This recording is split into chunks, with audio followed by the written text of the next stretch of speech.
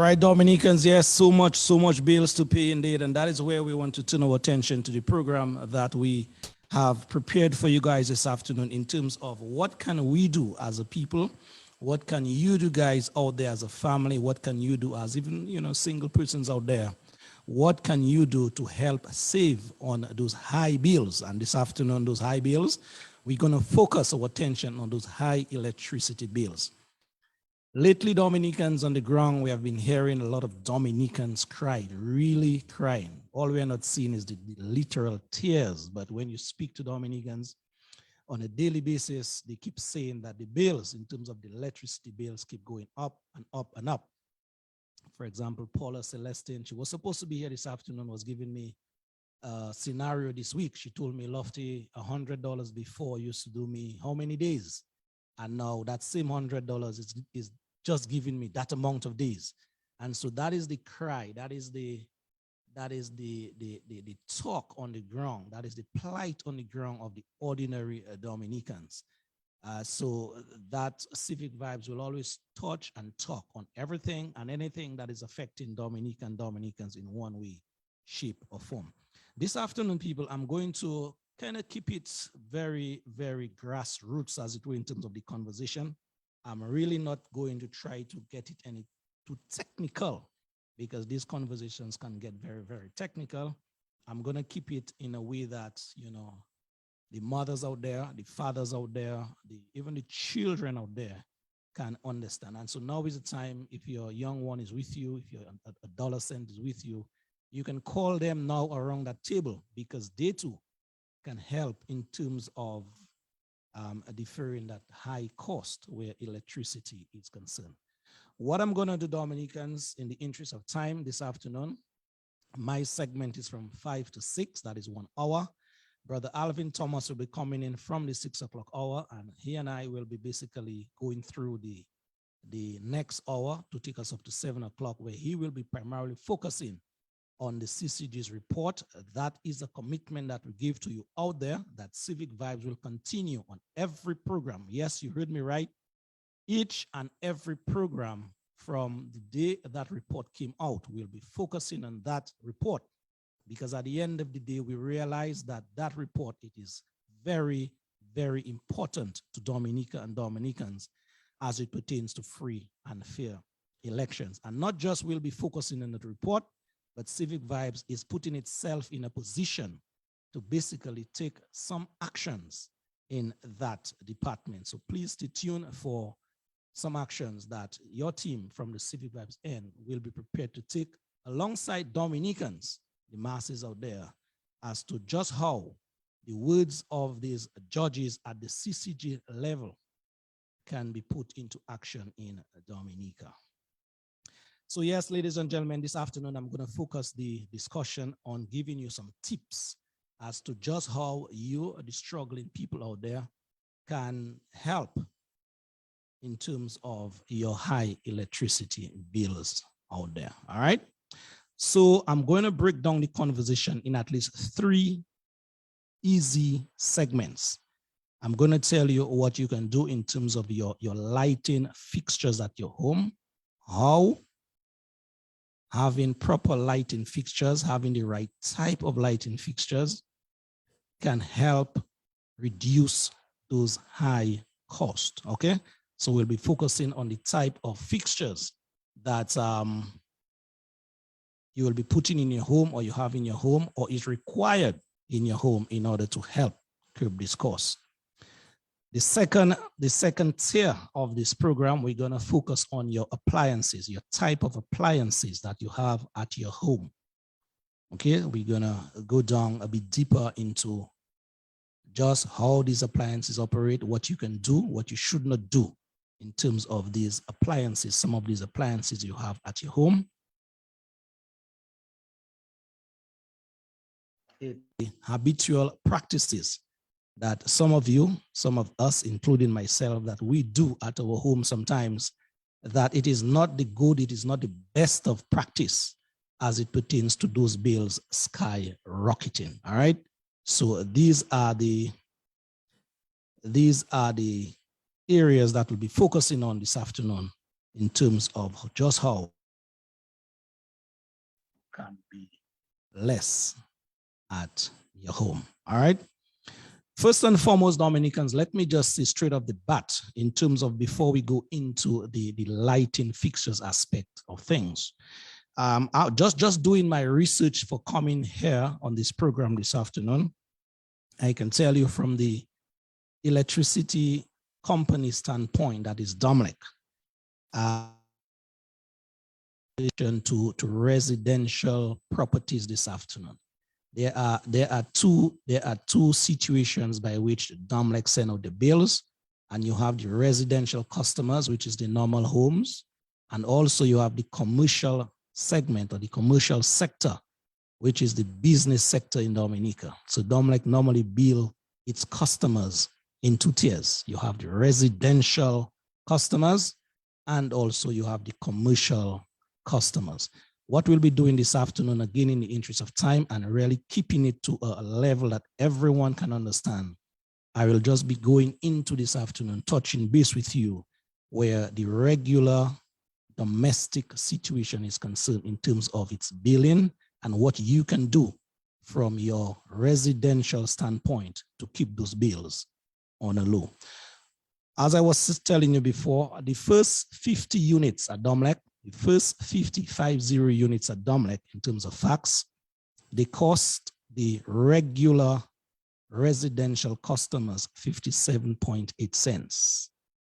As I said, I really want to keep it, down to a grassroots conversation. So I'll not be going into too much of the technicalities, but just to tell us straight off the bat, the first 50 units that you consume at your home, Domlec normally charges us in Dominica 57.8 cents. Just call it 58 cents for a unit. You may ask, what is a unit? A unit is basically the measurement by which Domlec rates whatever they have to charge you for those bills. So your appliances in your home, your lighting fixtures, your water heaters, your refrigerators, whatever it is, these appliances normally burn this electricity in what Domlec calls units, okay? And then Domlec do their calculation and they bill us, the customers, at a residential rate of at least 57.8 cents, that is, for every unit burn. Obviously, you will have the surcharge and other charges like the tariff added to that, which I will get to in a little while, but just to start the conversation so you understand where we're going, it is about 57.8 units for the first 50 units. Any additional unit thereafter, after the first 50 units, we pay a rate in Dominica, 67 cents, okay? 67 cents for any additional unit that is consumed after the first 50 units, that is. But we'll be getting to there in just a while, but I just say, let me lay that on the table so that you guys could understand some things that I'll be touching on later on.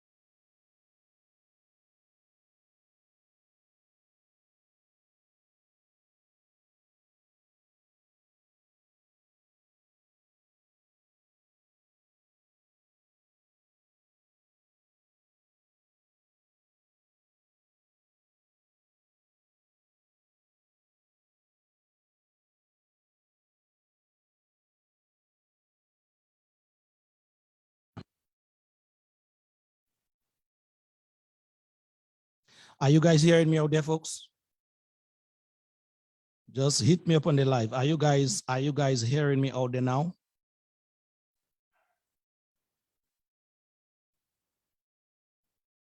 Testing 1 2 1 2 1 2 1 2. Are you guys able to hear me out there now? Okay, I saw Rosemary Isle said yes. Okay, all right, Mary Jo, thank you. Yes, okay, good, thank you. So I guess something went fundamentally wrong a while ago. Okay, right. So I apologize for the loss of audio a while ago. I really don't know what happened, but it is back on track. Yes, so I was saying about the lighting fixtures in our homes. All these lighting fixtures, meaning the bulbs that we have in our home, they burn units. And so it is very, very good, Dominicans, if we are not using some of these bulbs, if we are not using some of the bulbs that we put them off. They may be small, but they burn units. That in and out of itself will help us save on some bills at the end of the month. All right. So first things first, Dominicans, if you have bulbs in your home, for example, some of you go to sleep at night and you get up in the morning, you tend to forget these lights on, especially those lights that are on the outside. Please ensure you can maybe put a how you call it, a note somewhere in the house to make you remember. Put it on the fridge, put it wherever you know you must visit, in your bathroom, wherever, to ensure that you put off those lights that are not needed, especially in the day. Okay, that I can tell you will help in terms of bringing down those costs at month end. Okay. Also, to what I can advise you guys out there is that those of you who there are two types of lighting in Dominica as we speak. They are the LED lights, meaning the light emitting diodes lighting fixtures, and also we have the good old incandescent lighting fixtures. The LED lighting fixtures, they are much more energy efficient. As a matter of fact, when you go to the stores to buy these lights, they normally tell you, it is demarcated on the boxes or the packages, that these lights are energy efficient lights or energy efficient lightings. So it is advisable, if you have these good old incandescent bulbs at your home. The incandescent bulbs are the bulbs that we use long time ago. You know, those bulbs that really light, when you light them, they have a kind of yellowish color. These bulbs, I can tell you, 60 watts, 40 watts, 90 watts, whatever it is, they pull a lot. They draw a lot of current from the source that is dominant in order to keep them lighting. This is the LED lights, or the energy saving lights, as you normally call them. These are much more cost efficient for your homes. Okay. So I would advise you guys out there, if you have those old lighting fixtures, please, it would save you in the long run to at least change up these lamps, change up these bulbs to the light emitting diode lighting fixtures that we normally call them the LED lighting fixtures instead of these incandescent ones. Okay. Also, as well, it's I want to alert you guys of the lighting fixtures with the sensors on there. I know most of you guys out there, especially for security purposes, you normally buy these lighting fixtures with the sensors on there. Some of them, they are programmed to come on in the day. Some of them, they're programmed to come on in the night. If, for example, they are installed and they are not installed properly by a qualified electrician, then they may be coming on both day and night, and they may not be serving their true purpose that you intend them to serve. These lights with the sensors, people, they need to be checked properly. If it's for security purposes, for example, in the night, make sure that your electrician is qualified in that department, and then when they do that installation for you, these lights come on only in the night. For example, if if a shadow is picked up, or if an intruder or something, they will come on. All right. Also, too, these lights sometimes if they are not properly installed, as I said before, they have the tendency, that is, of doing what they want. So for example, they may come on in the day when they are not necessarily needed. And once they come on, then that is registered with DOMLEC. And trust me, you will feel it in your pockets at the end of the month. Okay? So be very wary of these lighting fixtures with the sensors on there that some of us normally put up at our home as it pertains to security, or we use them for security reasons. Okay? What as well I want to end with, as I said, I'll be keeping the conversation very grassroots. What I want to end with on the lighting aspect of things is that I know a lot of you don't know that, but as a qualified electrician myself, it is my duty to tell you, at electrical division in Dominica, there is a regulation, okay? There's a regulation that your home needs to be inspected every 12 years. Yes, you heard me right. Every 12 years. Your lighting fixtures, basically your general wiring setup in your home, that needs to be checked by the electrical division every 12 years. And why did that regulation kicked in sometimes back? But like everything in life, Dominica is a place that laws and regulations are not readily or they are not adjusted to, or we don't take those regulations properly. We don't abide by laws sometimes. And so you have houses that are built or were built in 1970s, 60s, 50s, and they are still running on the same type of wiring from way back when. That, people, is a very, very dangerous situation right there. It is very, very dangerous, people. I was going into the why that regulation. After 12 years from the electrical standpoint in Dominica, well, that came out from higher bodies in terms of the international standards, but applying it to our own local standards here, the wiring in any home, after a while, like every other thing in life, these wires tend to, how I can put it so you understand, these wires tend to deteriorate, as it were. They tend to break down under pressure, under constant pressure. So for example, if you know the electrical wires very well, most of them, they have the red insulation over them. Some of them have the blue insulation for the negative. Some have the yellow and green for the earth. These insulation on these wires, they have a lifespan. And in Dominica, it is suggested, it is recommended that after 12 years of your house being wired and tested, then that house needs to be retested by the electrical division. Sometimes you hear of homes being burnt through electrical fires. And that, ladies and gentlemen, right there is a cause for your home or some homes being burnt as a result of these electrical wires. After a number of years, they tend to deteriorate under pressure. These insulation materials, if the wires are kind of packed together in a conduit or in a line, wherever they are, some of them sometimes maybe, they take in water or there's moisture in that conduit or wherever it is, in the roof, in the junction box, wherever it is. These insulation material on these wires, they break down after a number of years. And what you get after is that the copper and copper normally, tend to touch. And once copper and copper tend to touch, meaning negative, positive, negative, ground, whatever it is, positive, ground, whatever it is, you normally have this arcing situation taking place.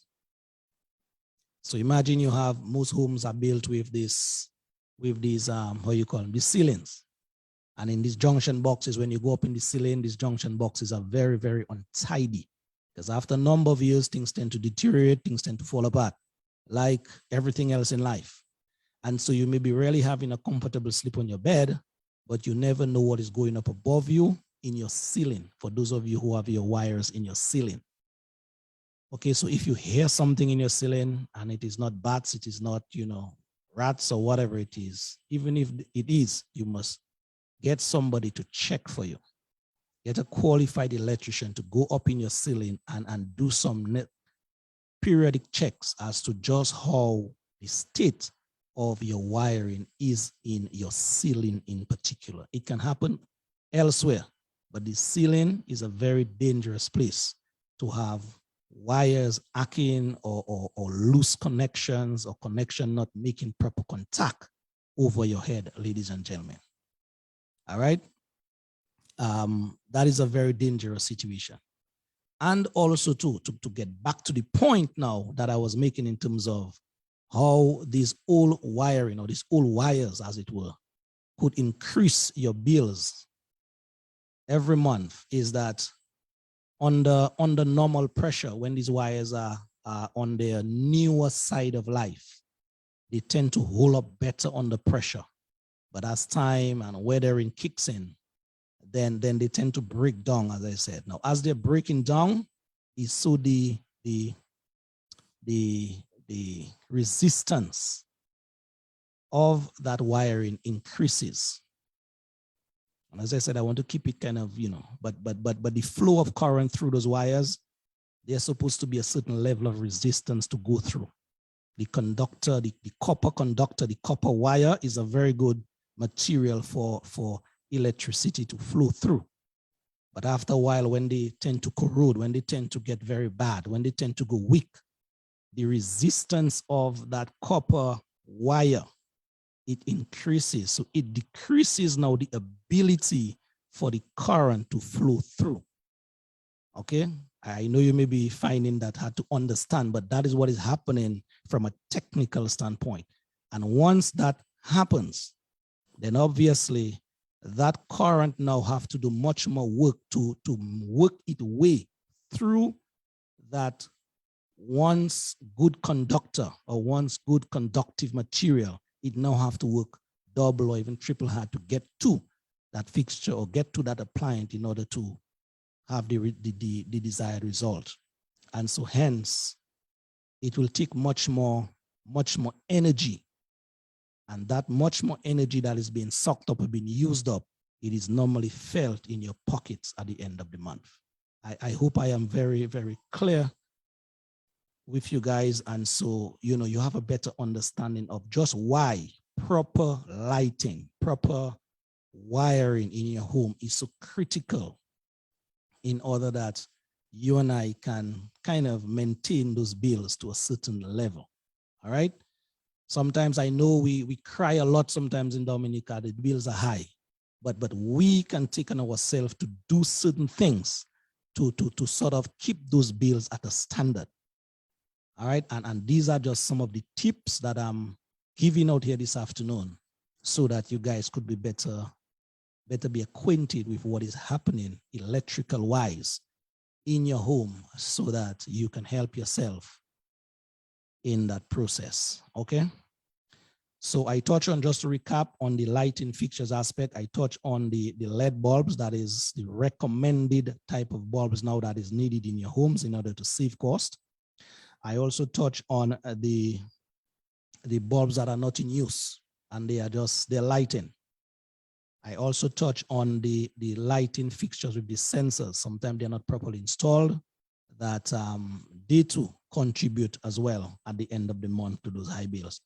And finally, I touch on the regulation that is in place. I know some of us don't even know that regulation is there. The electrical division, they are dropping the ball in that aspect. But it's a sort of chicken and egg situation, give and take situation in Dominica. If that regulation had to be enforced in Dominica, then I know you'd be hearing an outcry as well from the persons, because retesting your house, it costs something as well. To get a qualified electrician to come in to retest your house every 10, 12 years, it costs something. On an average, to retest a house qualified, it might cost you about $300, $500 to, make sure everything is tip top. Sometimes you might have to change your grounding wire, change your ground rod, do whatever. So the cost adds up. But at the end of the day, people, it is safety that counts. Okay, and you don't want your lifelong investment to go up in smoke. So it's just an advice from Civic Vibes this afternoon from a very professional standpoint that at least if you take in those tips that we are giving you this afternoon, maybe not in the immediate, but you'll see it in the long term in terms of those high electricity bills. All right. Let me see if before I move on, let me see if I can get some comments coming in here. I have to take a check on the time because at 6 o'clock, Brother Alvin will be here with us. It's 5:30 something already, so we have to move on in a while. Let me see if I just take some comments here from you guys before I move on.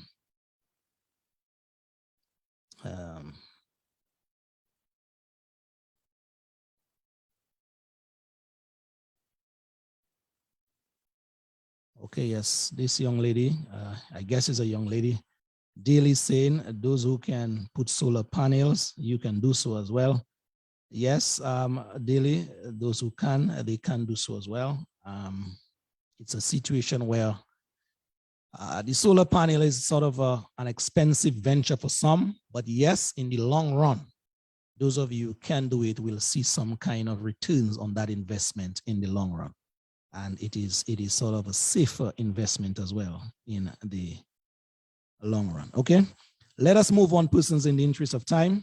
Let us move to the appliance aspect of just what you can do with those appliances in your home as to saving on those high costs.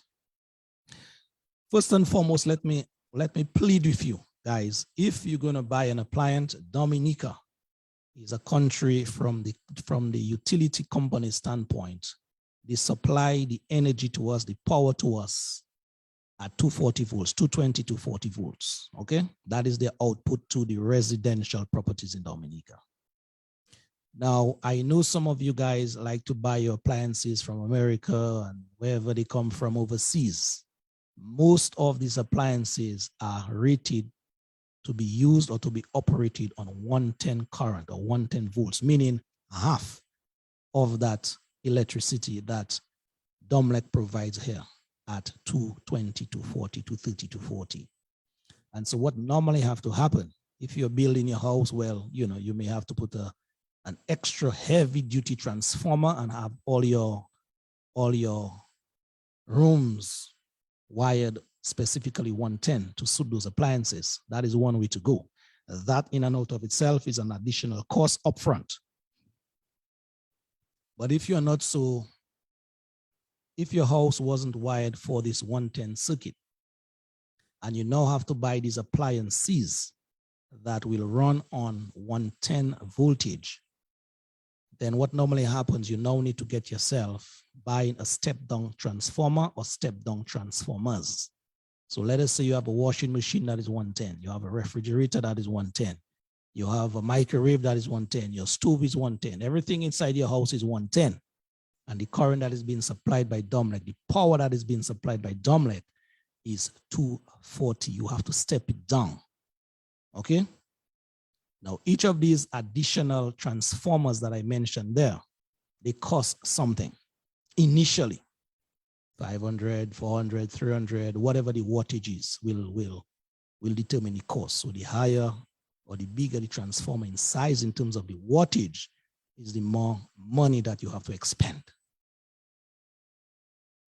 And in addition to that, once these transformers are on, it is a situation where the transformer itself, just the mere fact it is on, it is burning units as well. And remember I said up front, Domlec charges us in Dominica per unit, per kilowatt hour, kWh, okay? Now, all these transformers that we have in our home, some of us, they burn, they use up units, they use up energy, the mere fact they are on. We are not even talking about the appliance just yet.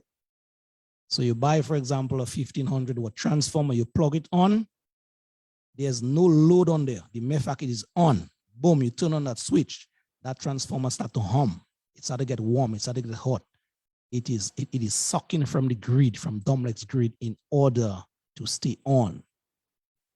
When now you go and you plug that device, that appliance in that unit now will suck the output from that transformer, which is 110, which is required for it to work properly, work efficiently. So imagine you have a transformer burning and the unit itself burning. So you have two devices right there costing you something at the end of the month. So my suggestion to you folks, if you can stay away from transformers or the use of transformers in your homes, in your houses, in your apartments, that will save you a whole lot at the end of the month. All right? If you can stay away from these step-down transformers. As I am on transformers here discussing with you, there are a number of you as well who like to use extension cords. And I want to knock the ladies in particular in that department. I know men do it, but ladies normally like to stretch cord here, stretch cord over there, pull cord here, pull cord here. And trust me, these electrical cords, these electrical extensions sometimes, number one, they may not be up to par in terms of the required specification to suit the appliance that you want it to work. You might, for example, want to work a refrigerator. You plug it somewhere, you plug that extension somewhere and you pull it, you bring it to the refrigerator. You may just buy a wrong extension cord that is not suitable to work that appliance. And so what you have now is that you really have that appliance working. Yes, it is coming on, you hear, but it is working under pressure because sometimes the type of wiring that is feeding that appliance from that main socket through that extension cord, it may not necessarily be the type that is required to work that appliance properly. For example, from an electrical standpoint, most appliances in Dominica will require at least a 2.5 millimeter wire, single wire that is, at least in that extension. You have 3 of them in there. What normally happens sometimes, some persons go for the cheaper electrical extension cords. And these extension cords most times are the 1.5 that is suitable for lighting, meaning lighting your lamps and not necessarily your refrigerators, your freezers, your microwaves, or whatever it is. And so that appliance will be working under much pressure, too much pressure, because the conductive material in that cord, it cannot sustain, it cannot supply enough of that. Some of you normally say juice, enough of that voltage to keep that appliance working efficiently. And I stress on the word efficiently here because it will work, but the length of time that appliance will last you in terms of lifespan, you might just cut it down to at least 25–30% lifespan right there because of that use. So one, you'll be putting yourself incurring debt, but it not working properly, it drawing much more current than needed. That extension cord might be getting hot in your home and it might cause some kind of unnecessary electrical fire. So please, folks, please, the use of these extension cords, ensure that these extension cords are the right size, one, and also they are suited for the purpose in which they are designed for, okay? As we continue on the appliances aspect of it, I know most of us in Dominica, and maybe it's how you call it, maybe it's a worldwide, a global thing, but I'm in Dominica, I'm speaking to my people. And so my people in Dominica may buy an appliance. Let us say, for example, a fridge, a refrigerator. They may buy that fridge in 2022. And the year 2030 might come and that appliance is working. They will see it freezing and they will say, okay, it is working, no problem. There's a saying that goes, if it is working, why fix it? What normally happens, folks, after a number of years, these appliances of working life. Like every other thing, persons, we as human beings, we normally go to doctor for checkup. You have a vehicle, you need to bring it to the mechanic for checkup in terms of changing filter, changing oil, whatever it is. These appliances themselves, they may not need the same type of checkup, but they need a checkup as well. And so some of you, I know genuinely you don't know. It is working and voila, you know, going around your merry way, no problem. What normally happens, case in point, a refrigerator working for 5, 6, 7 years without servicing, that is, you have, for example, at the back of the refrigerators, most of them is at the back or under, you have what you call the condenser coils right there. The condenser coils are the coils or the part of a refrigerator that needs to be cleaned or cleared ever so often in order to continue to work efficiently. Because when you buy that appliance brand new, the coils are basically free of debris, free of dust, free of grease, free of anything, free of old plastic, you know, whatever rat pull under there, whatever it is free of that. And it's not, it normally works at its optimum.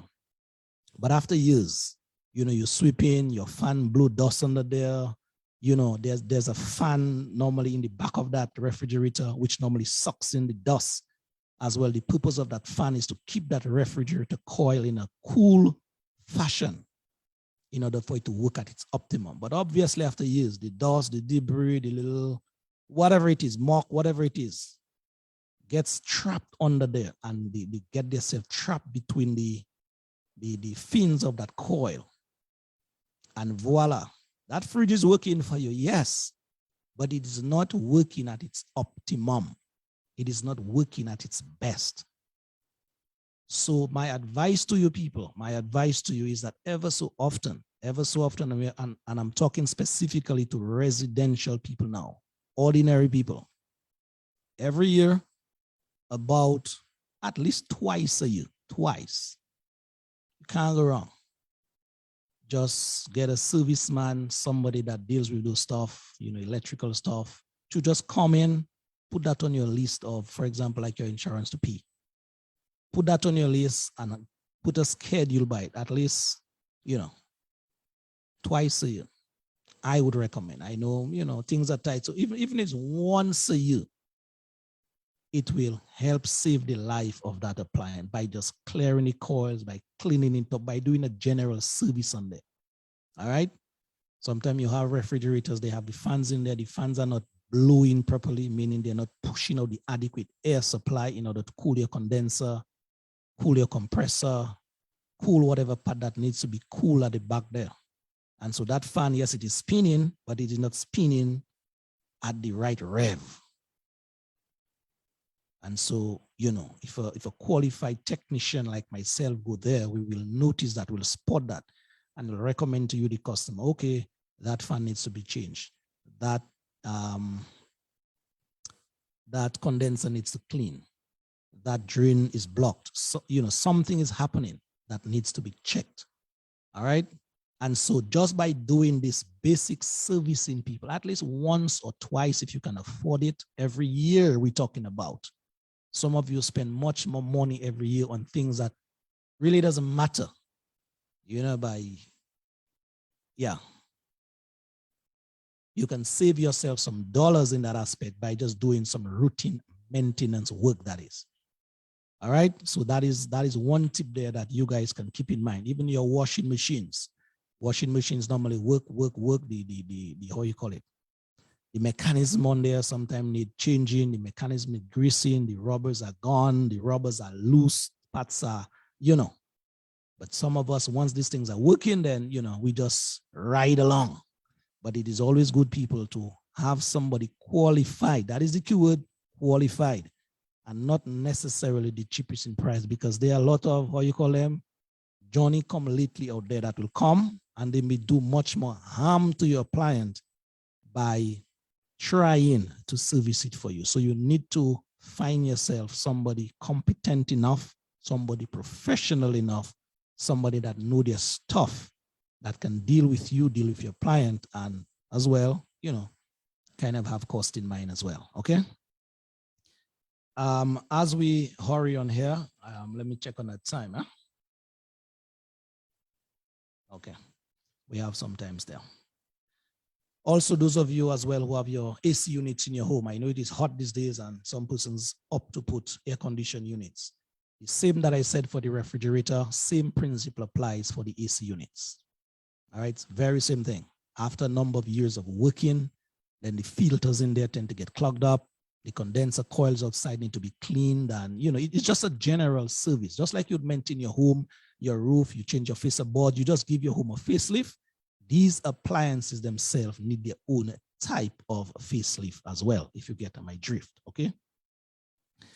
Let me see what I have here. Okay, another critical point in terms of helping you guys save as well is that I know with the advent of these high electricity bills, Dominicans, that some of you, especially those of you with bars out there, bars or shops or whatever it is that have these freezers, running, you normally put them off in the night and put them on in the day in order to try to save a buck. I understand that. From the ordinary man's standpoint, it makes sense. But I can tell you people, from a technical standpoint, you are just putting your pocket in much more problem. And let me explain. For example, and that happens more or less with freezers. So let me use freezers as a typical example. You have, for example, a shopkeeper in Timbuktu. Have that freezer running in the day, have the drinks, meat, whatever it is in there, stock up to sell. Goes to bed at 10, 11, puts it off, before they go to bed. In the morning, 6, 7 o'clock, they strike it back up. What will happen? What will happen is that when that freezer, for example, goes off in the night, the cooling system, the cooling mechanism in that freezer is off. So obviously there is no cooling taking place. What will happen? The frost or coldness inside there will tend to deteriorate. So it will no longer be, if you put a thermometer in there, you take a reading when you put it off. In the morning, I can guarantee when you put it back on, that temperature in terms of the freezing temperature, it will drop. Okay? Well, no, it will increase, sorry, because freezing temperature normally drops. So it is a reverse, so it will rise, it will get warmer. Okay? So that thermometer will rise. What will happen is that in the morning or whenever you decide to switch that freezer in particular back on, what it lost or what you lost in the night in terms of the coolness, that freezer is going to work as double hard to get it back to where it was when you put it off. I hope you understand in my drift. Now, by doing that, it now have to use much more energy to do that. And where does that energy come from? To get it back to its freezing point, to work at its optimum. That energy normally comes from the power grid from Domlec. So you may think you're saving a buck, but in truth and in fact, people, what you're doing, you're adding much more bucks, as it were, charged to your wallet at Domlec by that practice. So those of you who are in that practice, it is not the best practice at all, technically speaking. There are other factors, there are other situations that, for example, like off my head, I can think of health-wise, that is not a good practice at all to do that, because if you're serving the public, even in your home and you put off your freezer, you have lots of meats in there. The meat's supposed to be at a certain temperature in order for human beings to consume it.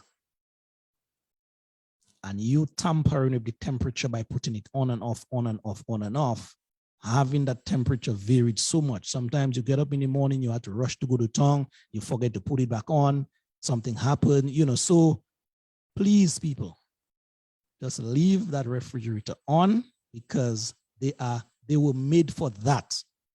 It is like, how you have to breathe to stay alive. That is the lifeblood of these appliances. The freezer, the refrigerator in particular, it is the current flowing fluid system. The mere fact you put it off, you may think, as I said, you're saving a buck, but you're doing much more injustice to your pocket, to the appliance itself, and to your potential customers as well. So it is not the best of practice. It is not the best of practices to put off these things at whatever time to try to save a buck. Okay? Let us hurry on. So I will, in the interest of time, I will stop there in terms of the appliances aspect of things. As I said, there's much more technicalities that we can get down into as to how these things work, kilowatt hour, you know, measuring time, distance, whatever it is, length of work, but we are not going there this afternoon. I'm just giving you a crash course just for you, the ordinary people at your home, to get a better idea of what needs to be done in your home so that you guys could at least help yourself every month by the utility company, better known as Domlec. Let us get into some of the habitual practices now that some of us do. I include myself in that. Some of us do at our homes that it is not good at all, at all, at all. One of those practices is that, especially again, let me come back to the ladies. I know most men don't do ironing. Iron people, you see the iron that we normally iron our clothes. These irons, they are high powered equipments. Basically, the composition of an iron is that it is nice and pretty on the outside. You can hold the handle, it is plastic, but under there is some kind of metal. In that metal is a coil. That coil have to get extremely hot in order for that iron to iron your clothes. Every time that iron comes on people in order to iron that clothes properly, it draws a number of units from the grid. I hope you're getting me. Every time you switch on that iron to iron a piece of clothes, it draws a lot of energy from the grid, that is from Domlec. And the iron in particular, that is one piece of equipment in your home you don't want to be tampering with ever so often at all in terms of its usage. What I recommend to my customers is that you do bulk ironing. So for example, I know in the old time days, you know, the women, I know some persons still do it now, but you go back to the days where Sundays or Saturdays, whatever day you choose, to gather your clothes together for the week, your children, your work clothes, your husband, whatever it is. And you just put that in a bulk and you do that ironing. It will save you. Because whilst that iron is hot, it doesn't need much energy from the grid to do the same type of work that it would have to be doing every time it goes on and off. So for example, if you have, 10 pieces of clothes to iron, it is much better on your pocket than you take your time. I know it is tiring, that you take your time, you take those 10 pieces of clothing, you put them down and you iron them at your own time. Then you get up in the morning, Monday morning, you iron a top. Tuesday morning, you iron another top. Thursday morning, you iron another top. On the weekend to go out, you iron. No. That is good. That is not a good practice for you to be having in terms of the amount of energy that is needed to get that job done. So please, people, if you can do bulk ironing, it is much better on your pockets at the end of the month. I know, for example, some of the young persons out there, that is why I told you guys, bring your young persons across the table, because most young persons, they don't have an idea when they switch on an iron to iron a little top, iron a pants to go down the road, to come back to go and see a friend. They don't understand what they're doing to you, what they're doing to the home in terms of the economics. So that's why I told you guys to grab them, bring them around the table so that they too could understand or have a better understanding of what goes on in some of their practices that they too can help. For example, let us leave the moms and the dads. Let's go to the children. You have a refrigerator in your home when it's summertime. Most children sometimes it's a habitual. They just open the fridge looking for, and sometimes they don't want nothing. They just open the fridge just to watching it. And I can tell you I've experienced that on a number of times. That is not a good practice, people. Sometimes, the children want juice. They go there, 6, 7 times in a day just to get juice from that fridge. Every time that refrigerator door opens, people, cool air goes out, hot air goes in.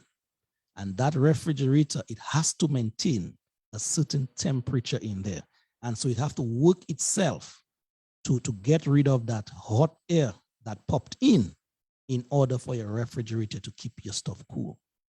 So if it is open 7, 8, 10 times in an hour, imagine the amount of energy that it has to use up to get back to its normal working temperature.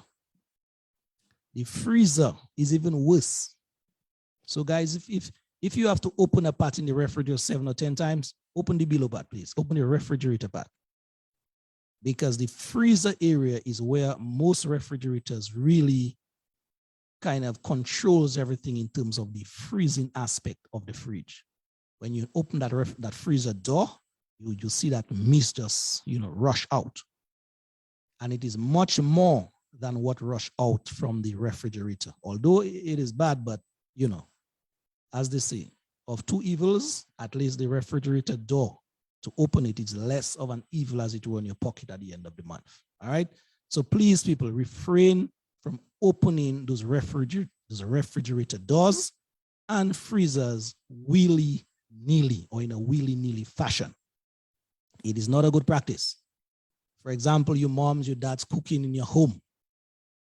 You take a good practice, whatever you decide to cook. If you decide to make a soup, you need to have an idea what you want from that fridge, what you want from that freezer. You go in there, you take the bulk of your stuff, you put it down on your counter, whatever it is. So it limits the activity back and forth in that freezer, in that refrigerator. It is not a good practice to be opening those doors for the onion. Then you go back for the garlic. Then you come back for the cabbage. Then you forget the carrot. No. You take your stuff, you lay down everything on your counter, and you open that freezer, that refrigerator at least once. You do your stuff. Obviously, we are all imperfect. So if you forget something, you can, kind of open it to take it and move out. But the mere fact you have to be in and out, you forget this, you forget that, you have to take this. No. And when you're putting them back, it's the same process. Don't put back the onion, half of the onion, put back half of the, no, you take everything, you put it back nice and compact in one package. So at least less energy is used up in that kitchen via the usage or the improper use of at least that refrigerator. All right. What else? We have, for example, the microwave. Like the iron that I spoke of before, people, like the ironing I spoke of before, I know most young people in particular, they like it now. So you come home, you want to warm your food, the microwave is there, you just pop it in the microwave and you pop it for 5 minutes. You see that is an energy drainer right there. I would advise you, if you need to warm your food, it is a slower process and it is much a safer process. You do that on the stove, people. And it is much more economical. It is much more healthy. If you understand how a microwave works in terms of producing that heat, if you understand what is happening in there, then most of you maybe would have a different thought to use a microwave. All right? Microwave, things like microwaves in your home, irons for ironing. A lot of you women as well, in particular, like to use these, how you call it, these hair dryers, these hair blowers, these hot combs. You see these things?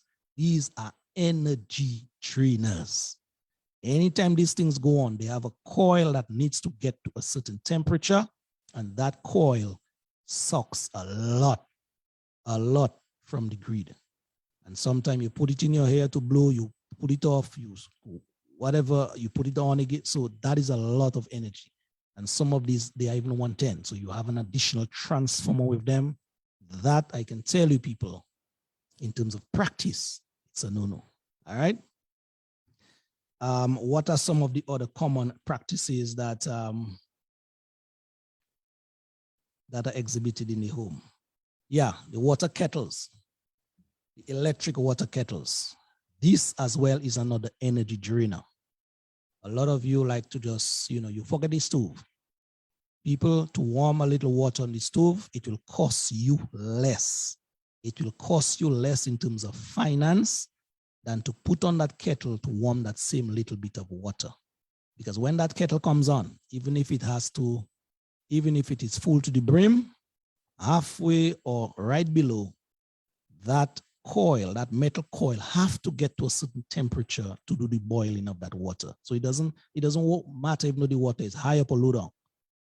It takes basically the same amount of energy to heat any amount of water. And that you will feel it in your pockets at the end of the month. Unlike if you take that same amount of water, you put it in a pot, you put the pot on the stove, it is slower. Yes, the process is slower, but the amount of money you'll have to buy that propane gas, it is much cheaper by habitually doing that on a monthly basis. All right. I'm not telling you folks, if you guys out there and you have your nice electric kettles you bought wherever, don't use it. That's not what I'm telling you. I'm just telling you, be very aware that the usage of these things, it will cost you something at the end of the month. Okay. You also have another scenario with the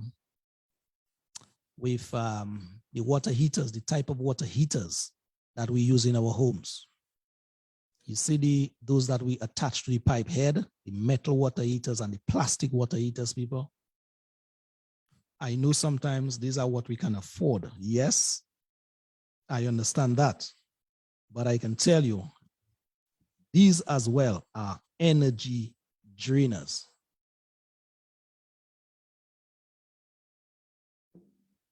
These as well, people, they are energy drainers. Every time you go to shower and you put on that water heater, be it plastic or metal, I can tell you from consumption-wise, as a technician, the metal is much more expensive in terms of on your pocket. The plastic as well, yes, but the metal will cost you a little more.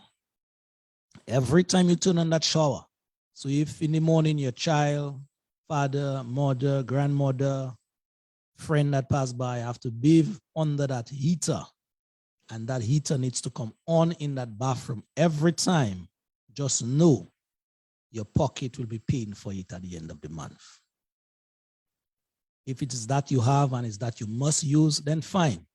But it can also be used in a fashion that will lessen the bill or bills on your pockets as well. So when you go in the bathroom, if it's that you have, you put on that switch, all those things work. The water has to be a certain pressure to activate a switch in there in order to get that coil hot, so you'll get that warm water on your body. When you turn on that tap, the water get warm, you duck under that water, you wet yourself, you turn off that tap, you turn it off. So you don't have water flowing, warm water flowing, and you're scrubbing your foot and you're washing your face and you're washing your head, and that hot water is just flowing. No. It will cost you something at the end of the month. So my advice to you, you go in there, you turn on that shower, you make that water get hot or warm as it were, you go under it, you immerse yourself under it from head to toe, you wet yourself. You take your rag, your soap, your shampoo, whatever it is, whatever bath, what you can scrub or whatever it is, you turn off that thing and you do your scrubbing with that water off. When you feel satisfied that your skin is clean, you open that shower again, you go under there, you rinse off properly, and you come out. I know most of, well, I doesn't sing in bathroom, so I won't put myself in that. I know most people like to sing in bathroom. With these appliances, there's no time for singing in there. If you're singing in the bathroom, that is why most of you cry in at the end of the month. That's just how it is. It's a singing and a crying. All right.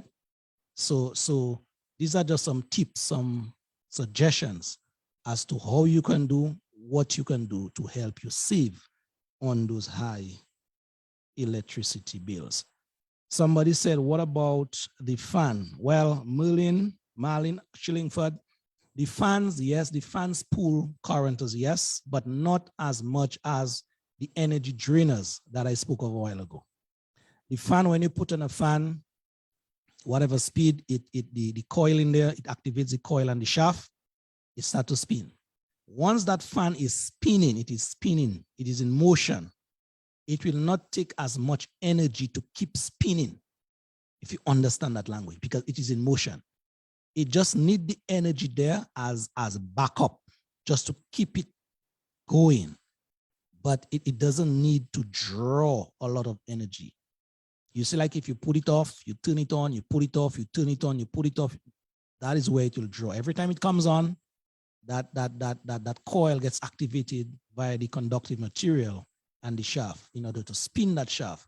That is where it will suck. But once a fan is on, so a fan is relatively safe to have on in terms, it will cost you, but it will not cost you as much as having, for example, a water kettle on, or, an iron on. It will not cost you that much, okay?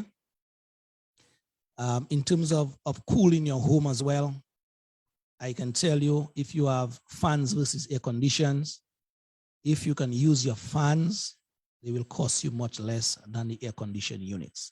I know they are the, they are the more up-to-date air conditioned units. Now they call them the inverter types, that takes, they are energy efficient as well, but they too, just the mere fact they have to push, it will cost much more than a fan that is working normally, okay? There are some fans that when you put them on, you have to spin the blade to help them come on. These are energy drainers, people. Because what is happening, the fan, power is in that fan, it wants to do it work. It wants to give you the output. But the shaft, the mechanism in there is how you call it, it is freezed up, it is coiled up, it is not making the contact that is needed, it's freeze. So although it is not giving you, it is not producing the work, but you can hear that coil, it is humming. It is drawing current, but not so. So these fans, you need to get away with them. Get through them, because they are not worth the effort. Anytime you have to help a fan to spin, it is something that is wrong. And it is not right.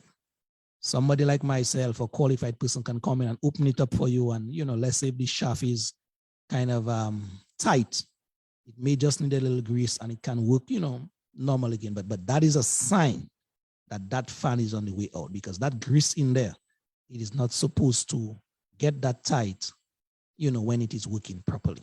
All right. So if you have a fan and that thing happen or happening, that is a clear indication, hey, you need to get that fan changed as soon as possible. All right. Let me just take note of my time.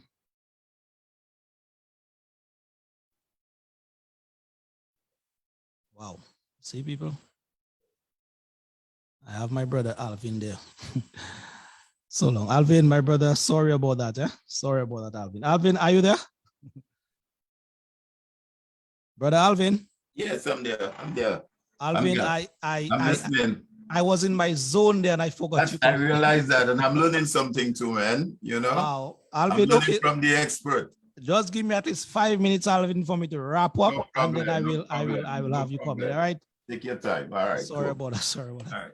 People, you see how time flies. I have Alvin there 15 minutes past, and I just checked the time. Yes. So just to wrap up, people, in terms of what we can do in our homes to help save us, because a lot of us, we keep crying at the end of the month that the bills are high, the bills are high, the bills are high. Yes, we know that, but there are things that we can do, our children can do, our family can do to help us kind of lessen the impact on our pockets. All right, people. So I just wanted you to just be guided in that department. Hence, Civic Vibes heard your cry And that is my domain. That is my field. So I feel I can help, I can advise, I can suggest some of the things that we can do.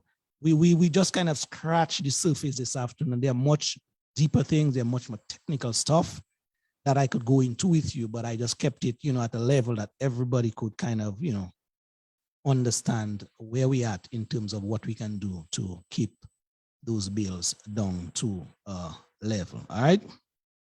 So Dominicans, thank you very much for your viewing as always. Let me just do this number here. Let me just do this number here. I had a number there from Peter Tosh just before we introduce Mr. Thomas to get things cracking here. Peter Tosh, where are you with the poor man? I feel it, huh? This one from Peter Tosh. Let's go.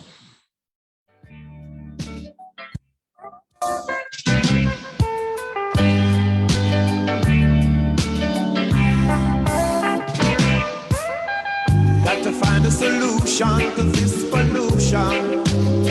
Oh, oh, oh. Got to find a solution to this pollution. Yeah. Got to find a solution to this pollution. Oh, got to find a solution to this pollution. The poor man I feel it. Oh, the poor man I feel it. Yeah. The poor man I feel it. Oh, the poor man feel it. Yeah. Gas gone up, bus fare gone up, rent gone up, phone bill gone up, light bill gone up. Well, Peter Tosh once says the poor man I feel it, huh? Car parts gone. But nowadays, everyone is feeling it, huh? The first and there has got to be a solution to this pollution. There must be a solution. Gotta find a solution to this pollution. We just meted out some solutions for you a while ago, Dominicans, as to just what we can do in our homes to sort of bring those bills under control, all right? Find a solution to this pollution. Only the poor man I feel, yeah. The poor man I feel, oh, Everybody, I feel it now, Peter. Everybody, we need another version of the song, huh? I know. Only him feel it, yeah.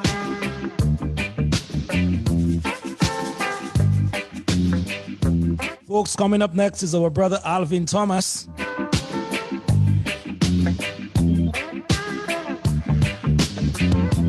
Time gone up,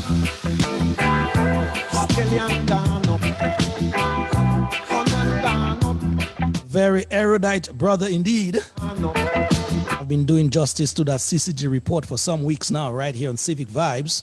gone up. And the parents them angry, cause the Dominicans, without further ado, let me say a special good evening on your behalf and on Civic Vibes team's behalf. Alvin Thomas, good evening, brother.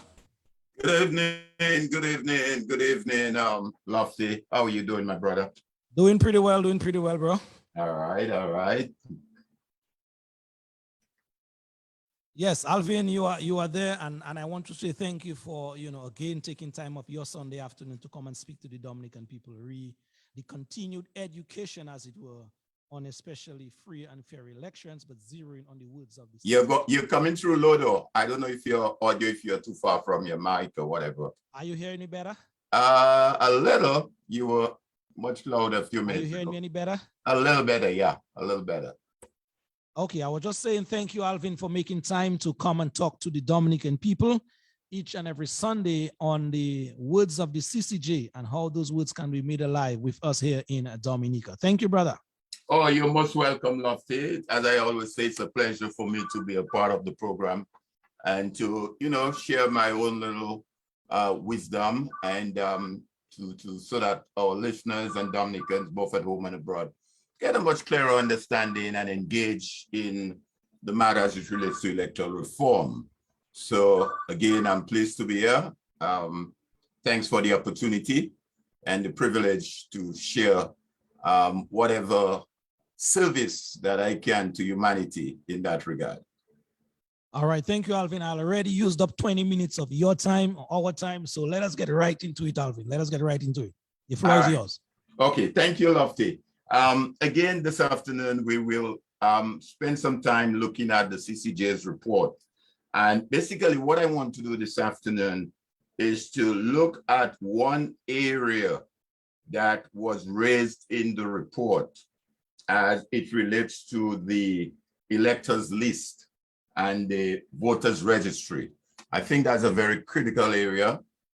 So we'll spend a little time just looking at that and making some comparisons to previous report as it relates to that particular matter. Let me say, as I have previously said, that, and I think the CCJ, the justices articulated that quite well in the report, that free and fair election is the hallmark of any democracy. So one might be, I know some folks might say, oh, you guys been flogging that horse, electoral reform, the CCJ report. When are you guys going to stop? I'm talking about this report. And my response to that is that we should not stop, and we will not stop unless some concrete action is taken to ensure that we have electoral reform in Dominica prior to the next general election. That's exactly what the CCJ have requested of Dominicans. So until that happens, we will not stop speaking about it. If it means speaking every Sunday, every day, I think this is what Dominicans have to do, to speak about this matter and to act on it as well, because that is the guidance and the wisdom that was given to us Dominicans by the CCJ in their recently released report. Let me also say, though, that, as I have said previously, that elections have consequences. And that doesn't apply to Dominica alone. It applies anywhere else or other part of the world. Election does have consequences, meaning that if we elect the wrong people in office, or we may even elect the right people in the office, they may turn around and do certain things. So elections have consequences. And therefore, if the process, the electoral process, appears to be flawed in whatever shape or form, we have a responsibility as citizens to address that. That's a responsibility because it is, as I said, the hallmark of our democracy. Let me just begin this afternoon, as I said, by speaking a little on the electoral list and the voters registry. And I want to begin by referencing again the CCJ report. And at the commencement of the report, the Justice Jamada, who was writing on behalf of the justices, and let me just quote what he stated there in his, the penultimate paragraph of the summary to the report. Jamada JCCJ stated that the holding of free and fair election is part of the basic deep structure of Dominicans' constitutionalism, and integral to that is the right to vote. That's the justice making that comment, Justice Jamada. The Constitution established the Electoral Commission, which, among other things, has the responsibility of maintaining the integrity of the list of electors. The integrity of the list of electors. In this case, a complaint which appeared in 9 of the 10 petitions filed was that the election official failed to use the revised annual list and the supplementary register in accordance with Section 17 of the Registration of Electors Act. Also, the High Court acknowledged that based on the pleading, there was patent non-compliance with that law. Again, let me underscore that. Also, the High Court acknowledged, and when they refer to High Court there, they're referring to when the matter appeared before Justice Glasgow, before it went to the Court of Appeal and then to the CCJ, acknowledged that based on the pleading, there was patent non-compliance with that law. Jamada JCCJ opened that the Court of Appeal arguably may have had jurisdiction on constitutional ground, irrespective of whether the decision was considered in the context of section 46 and 7.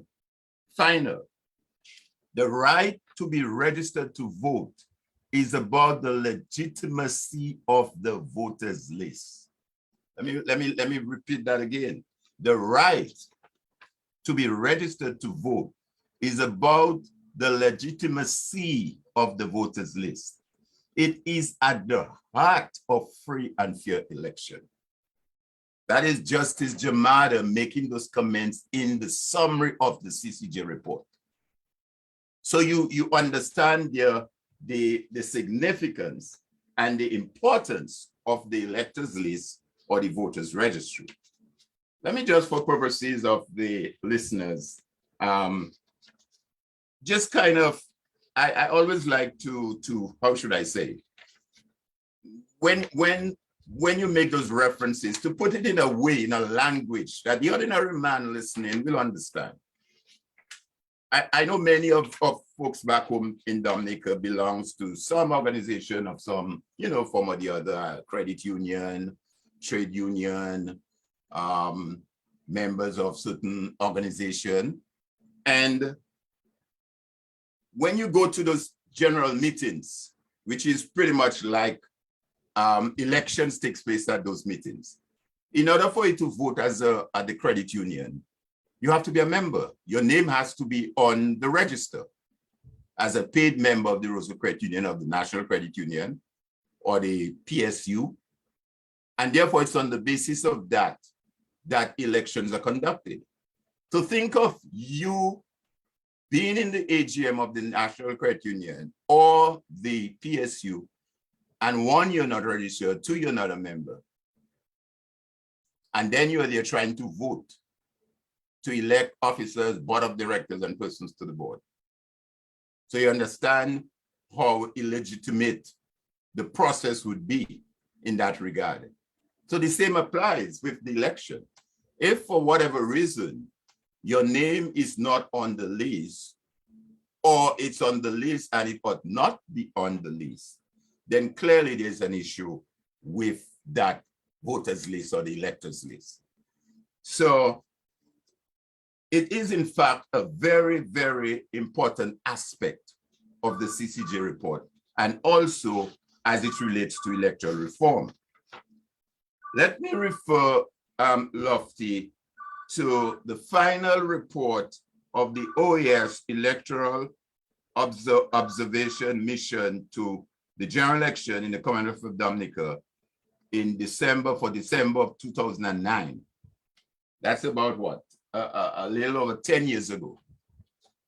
And in that report, on page 15, the first recommendation that was made in that report, and let me again, for the benefit of all listeners, read that section. The very first, under recommendation, section B, 1. Dominica is one of the few remaining countries in the Caribbean without a voter identification card. In the past, both party leaders and electoral authorities have recommended issuing a card. Indeed, this appears to remain an issue in which there exists a consensus that cuts across party line.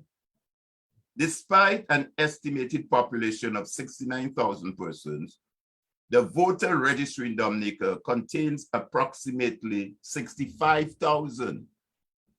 So the registry has 65,000, the population is 69,000. So right, 65,000 names. So right away, you can see some sort of inconsistency there. While the disproportionate number can be attributed to the many Dominicans living outside the country, the list also contains name of people who have been deceased or have moved out of the country and have not returned. As the OAS reported in 2009, the mission recommends that the newly elected government, in consultation with the opposition and the Electoral Commission, considers the implementation of an identification card system. Providing cards to registered voters of Dominica will facilitate the complete revision and updating of the voters registry. The mission therefore strongly recommends that voters' ID card be issued in time for the next general election, unquote. That was in 2009. They're referencing the voters registry, pretty much the same as one might say the electors list. Let me go ahead to, now that was 2009. Nothing happened. The next election was held in 2014. Let me reference another report from the OAS on the 2014 election. And that was comments made by a member of the OAS observers team to Dominica by the name of Adam Blackwell. He wrote, and I'll quote from his comments as it relates to the 2014 election. While there are currently 72,484 registered voters, the country's population is 71,293, according to the 2011 census. He stated, although the law provides for the list to be reviewed, some of the mechanisms used for this purpose were not effectively enforced, raising doubt about the total number of citizens who are duly registered and eligible to vote. In light of this, he once again recommended that the voters' registry be reviewed and updated according to the provisions established by the electoral laws to ensure that the electors on the list are only those eligible to vote, unquote. That was coming from Mr. Adam Blackwell, the chief of mission of the American Organization State, part of the observers team for the 2014 elections. Mr. Blackwell went on further to note that he would be very frustrated and disappointed if 10 or 20 years down the line, the OAS is making the same recommendations.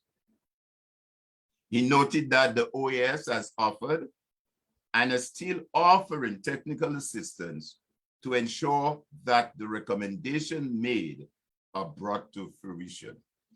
That's 2014. So we moved to 2009 to 2014. 2019, I have there a summary of the OAS mission dated, the final report dated December 6, 2019. So that's the next election. So we had the 2009 election, we had the 2014 election. Now we're going to the 2019 election. The 2019 election, you had a 21-member team mission comprising from 14 different countries. The head chief of mission was Herbert Ingram from the Bahamas. You had an observer or representative from Argentina, Trinidad and Tobago, Antigua and Barbuda, Colombia, the United States, Spain, Jamaica, Grenada, Mexico, Peru, Suriname. That made up the team, total of 21 members. On December the 3rd, 2019, in Roseau, the government of Dominica and the OAS General Secretariat signed an agreement on the privileges and immunities of the mission. An electoral access agreement was also signed between the mission and the Electoral Office of Dominica. This was the third occasion on which the OAS was present for an electoral process in the Commonwealth of Dominica. OAS missions were previously deployed for the general election of 2009 and 2014. Among the recommendations that they presented, one of the top recommendations had to do with the voters list. And let me quote again for benefit of our listeners. Dominica has implemented a continuous registration process since 1979, whereby new registrants are added to the base list and electors who no longer qualify to remain on the voters list are removed. The mission noted that while new applications for registration are consistently processed, the removal of electors from the list is rarely carried out. As a result, the voters list, which has been in existence since the commencement of continuous registration in 1979, has seen a continuous abnormal growth of its elector total. The final list used in the December 6, 2019 general election had a total of 74,895 electors, more than the estimated 2019 population of 72,000 persons. So the list had more than the population of Dominica. So as you will note, Lofty, from the references I've just made, 2009, 2014, 2019, clearly there appears to be a fundamental issue as it relates to the electors list and the voters registry. Now, hear what the CCJ had to say as it relates to that particular matter on the question of the voters list. Section 55 of the CCJ report that came out in July of this year. So I just referenced 2009, 2014, 2019. Now we're into 2022, which is the CCJ's report. Section 55, and that is, again, the justice writing on behalf of his fellow justices. It would be remiss if the court did not, however, offer the following observation. Some of the allegations raised by the appellants are serious and, if true, would be troubling. Periodic elections that are free and fair are the lifeblood of a country's democracy. Every effort must be made by a state scrupulously to adhere to the legislative provisions governing elections, and in particular to those that relate to the integrity of the list of electors. We would hope that the relevant authorities would seriously reflect on the allegations made in this proceeding and consider whether there are steps that can or should be taken to improve the election machinery so that, as far as possible, the occasion for making of such allegations as was made here would not arise in the future, unquote. Section 55. Clearly, as I'm sure you will conclude, Lofty, and I'm sure the listeners will conclude, that in itself suggests a serious matter. And that's why I think we may want to spend some time looking at that aspect of the electors list. Yeah. I have another reference somewhere in the CCJ's report. Alvin, just before you go to the other reference, brother, let me just interject there one little while and ask you a question or pose a situation to you based on someone's on the live. They're saying here, that is Daily, Codrington Daily, saying the government is changing our passports. We have to spend the money to do so. That is not necessarily at this time. It's not necessary at this time. But we can't get electoral reform for how long now? Well, what are your thoughts on that comment from Daly? Well, that's a very valid observation and a comment from the listener, from the Dominican, I would imagine, because clearly it again boils down to our priorities. As I said earlier, elections have consequences, and if we don't vote the right people into office, then they in turn would not do the right thing. And he's right. Why is it that funds can be made available to do whatever needs to be done with the passport? Not that I have issue with it, because from my understanding, the islands are doing a similar arrangement. Yeah. But where are our priorities? Because as I just referenced, this is not a new matter. This is a matter that was raised in 2009 when the OAS submitted a report. It was again raised in 2004 when the OAS submitted a report. It was again raised in 2019 when the OAS submitted a report. It's again raised in 2022 when the CCJ submit their own comments on the matter.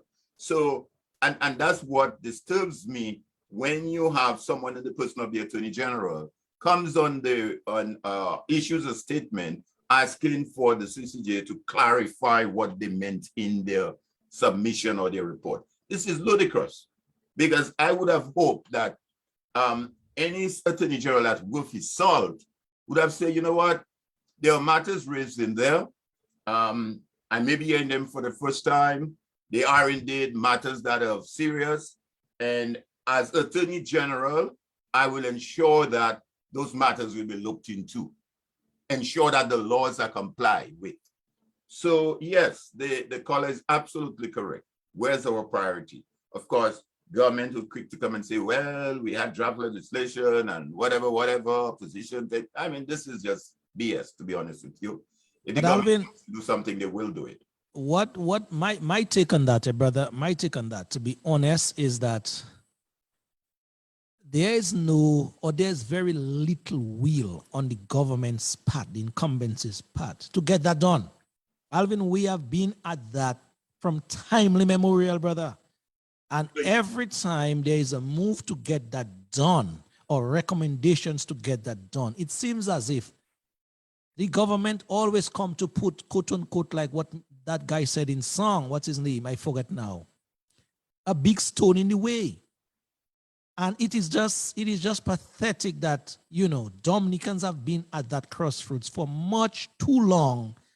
And it is always some kind of hurdle to get across or to get over as it pertains to something that the rest of the region, most of them are long gone already in that department. Free and fair elections, brother. Well, love to the people must act. I mean, bottom line, the people must act. They must take action now. I mean, there's no ifs and buts about it. And there are several ways of taking action. I will not attempt to stay on this program and maybe indicate what action may be necessary, but there are several, as I said, there are several ways to skin a cat. And clearly there is need for action at this point in time. If it means civil disobedience, then yes, civil disobedience, which can be nonviolent. There is civil disobedience. We've seen it in history before. It have happened in America. It have happened throughout the world, that when a government does not act and act in the way on behalf of its people, the people have a right to take civil disobedience. They have that right. That is their right under the law, under the Constitution. They're not doing anything that is illegal or unconstitutional, because there is a contractual arrangement. The government is here to ensure and do certain things and act on behalf of the people. They are entrusted. When they get into office, you are entrusted. Nothing there belongs to you. That's why sometimes it blows my mind when government can come in and just dispose of government assets willy-nilly to their friends and family as they wish. These assets are placed in trust. In trust. You can't just get up one morning and decide, well, hey, I'm going to sell half of the botanical garden to a private investor. I'm going to give half of Emerald Pool to another investor. I'm going to give a certain part of Roseau to an investor to do this. No, This is trust. This is government property. You entrust it for a specific period, which is 5 years, until such time you may or may not be elected to office again. So clearly, if you are charged with a responsibility to ensure that electoral reform is undertaken and you choose not to, then the citizens have a right to demand it of you. They have a right to undertake civil disobedience, to do what is necessary to get it done. And we've seen it happen in other jurisdictions. So it's not nothing new. Yes, there are consequences.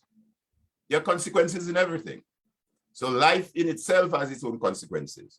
But the point I'm saying is that you can't just sit down and act. Like the scriptures say, faith without action means nothing. You have to have the faith to act, and you must take certain actions to ensure that it happens. As I've just related, in 2009, lofty, we're in 2022. 2022. Yeah, but here the best part of it. Let me just reference that section for you, which I need to. Section 83 of the CCJ's report.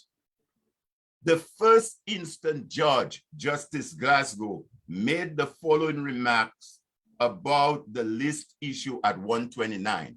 So even Justice Glasgow withdrew all the petitions and said there was nothing to go to trial, and he threw everything out. He himself made a following remarks as it relates to the list. And hear what he says. Section 17 of the Registration Act states that the revised annual list and the supplementary register shall constitute the register of electors for the respective polling districts and shall be used as the register for any elections. If the pleadings are taken as correct, he's referring to the pleadings from the petitioners, the use of the preliminary and supplementary register at the 6 December 2019 election was a patent non-compliance with Section 17 of the Registration Act. Patent non-compliance. So it is saying that that list did not meet the conformity of Section 17, and that was Justice Glasgow saying that at 129 of remarks of whatever his rulings were. So clearly, it is a matter worth looking into, and further in Section 88 of the CCJ's report, the comments were made. What Justice Glasgow concluded on the totality of the preliminary evidence placed before him on the pleadings was that in relation to the general election held in Dominica on 6 December 2019, there was a patent non-compliance with Section 17 of the Registration Act. This is a matter of most serious concern. They didn't just say it's a matter of serious concern. Look at the choice of words there. This is a matter of most serious concern that ought to be investigated irrespective of the outcome of this appeal and of this petition. So clearly, as we'll see again, the list is what you'd say the main fiber, the main part of any elections. And if the list has not, there have been a patent non-compliance with the list, and if, as we've seen in the OAS 2009 report, in your 2014 report, in your 2019 report, they are pleading with the Electoral Commission to take a look at the list. Let's make sure that whatever is in that list is correct. Whatever is done as far as it relates to the supplementary list or the preliminary list is correct. Why can't we look at that? And I'm saying if the Electoral Commission refuses to look at it, then the people of Dominica must enforce that they look at it. And I don't think it would be something unreasonable. I don't think it would be unreasonable, Lofty. Yeah. It's not a matter where this thing was only raised one time and one might say, well, you know, it was only raised one time and there's no evidence and it doesn't appear. I mean, it has been raised several times.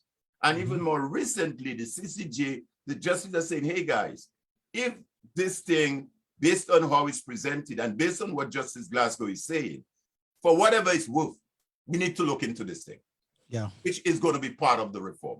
So I think it is something that's very important. I just wanted to raise these issues, as it were, and we may not be able to delve much deeper into more aspect of it as it relates to the actual sections and the requirements and all of that. But I think it's important enough for us to raise, which, as I said, is part of the hallmark of democracy, a free and fair election. True. Alvin, thank you. Thank you, brother, for your deliberations. We'll get to some comments in just a while. But I'm listening to you and I'm thinking. I was having a conversation with a gentleman this morning, bright and early. And the gentleman was pointed out to me and was saying, Lofty, you know something? We have been speaking about that whole free and fair election matter. And I've been, quote unquote, tying it back to the politicians per se, what they're doing, what they're not doing.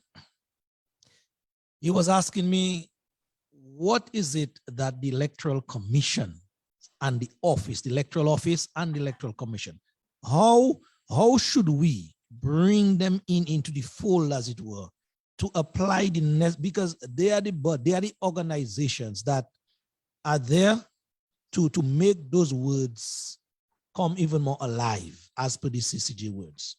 But for some reason, some very strange reason, Alvin, these guys are just mute. We have not been hearing anything, nothing, deafening silence from the commission lately, and also the Electoral Office. So how do you want to bring them into that whole conversation we're having? Well, the pressure has to be brought to beyond the Electoral Commission. That's to my mind, that's where it has to begin, first and foremost, if you ask me, because they are charged with the responsibility for managing and handling the whole affairs of election. The Constitution established the Electoral Commission, which, among other things, has a responsibility of maintaining the integrity of the list, as we said, and ensuring that elections are conducted in a manner that is required based on legislations of the Register of Election Act and the Elections Act. So the pressure has to be brought to bear on them as forcefully as possible. Let us understand, for purposes there, that government per se ought not and should not be. The only one might say the major responsibility, I would say, that they have is to ensure that the commission has the necessary resources to undertake the work that has to be undertaken. So in that regard, the Minister of Finance need to ensure that the commission has the appropriate and the necessary resources, both financial and otherwise, to undertake its work. But the work starts and begins with the Electoral Commission, the Election Commission. And therefore, we have to put pressure on that commission in whatever shape or form necessary to have it done. And if it means, as I said, embarking upon civil disobedience, which some might frown and frown at that word, but it's not a word to be frowned upon. As I said, it has happened in other parts of the world, even in the region in the Caribbean. Martin Luther King had to undergo, undertaking and his followers non-violent civil disobedience. You have to at some point in time. Faith without actions means nothing. It's a waste of time. So yes, we have to bring the pressure even more forcefully on the Electoral Commission. And as I said, there are several ways of skinning a cat. There are several ways of going about it. I will not try and sit here and say, well, do X, Y, and Z. But I do know that when the people speak, if the people decide to speak, then the authorities have to listen. Must listen. Yeah. We've seen it over and over throughout the world. When the people spoke in Sri Lanka, the authorities listened. When these people spoke in Grenada, they listened. When the people spoke in Afghanistan and you name it, everywhere the people listen. So when the people decide to speak and act, obviously they haven't got a choice but to listen and act and take the necessary course of action. True. And Alvin, I've seen these people in Dominica spoke as well, and the government listening of late. Oh yeah. And I'm glad you said that, because some people give the impression that Dominicans, we are, man, they're docile, they are this, they're that. I don't subscribe to that. If you go back, and I don't know if you had a chance to read Dr. Thompson's book on the Maroons of Dominica, which is our forefathers, the Maroons. I mean, it goes way back there, you know. You might want to do some research and find out why the village of Massac got the name Massac. It's a massacre that took place there years ago. Massacre, yes. Okay? So Dominicans, even going back to our forefathers, have been people that at some point, when they decide, look, we're going to stand up, they will stand up. We've seen it. And I think it would serve us well if persons in authorities like the Electoral Commission, who have had before them over the years, they had the OAS report of 2009, they had the OAS report of 2014, they had the OAS report of 2019, they now have the CCJ report of 2022, to come to some realization and say to themselves, you know what, boy, look, we've had all this thing coming to us, and there appears to be something wrong.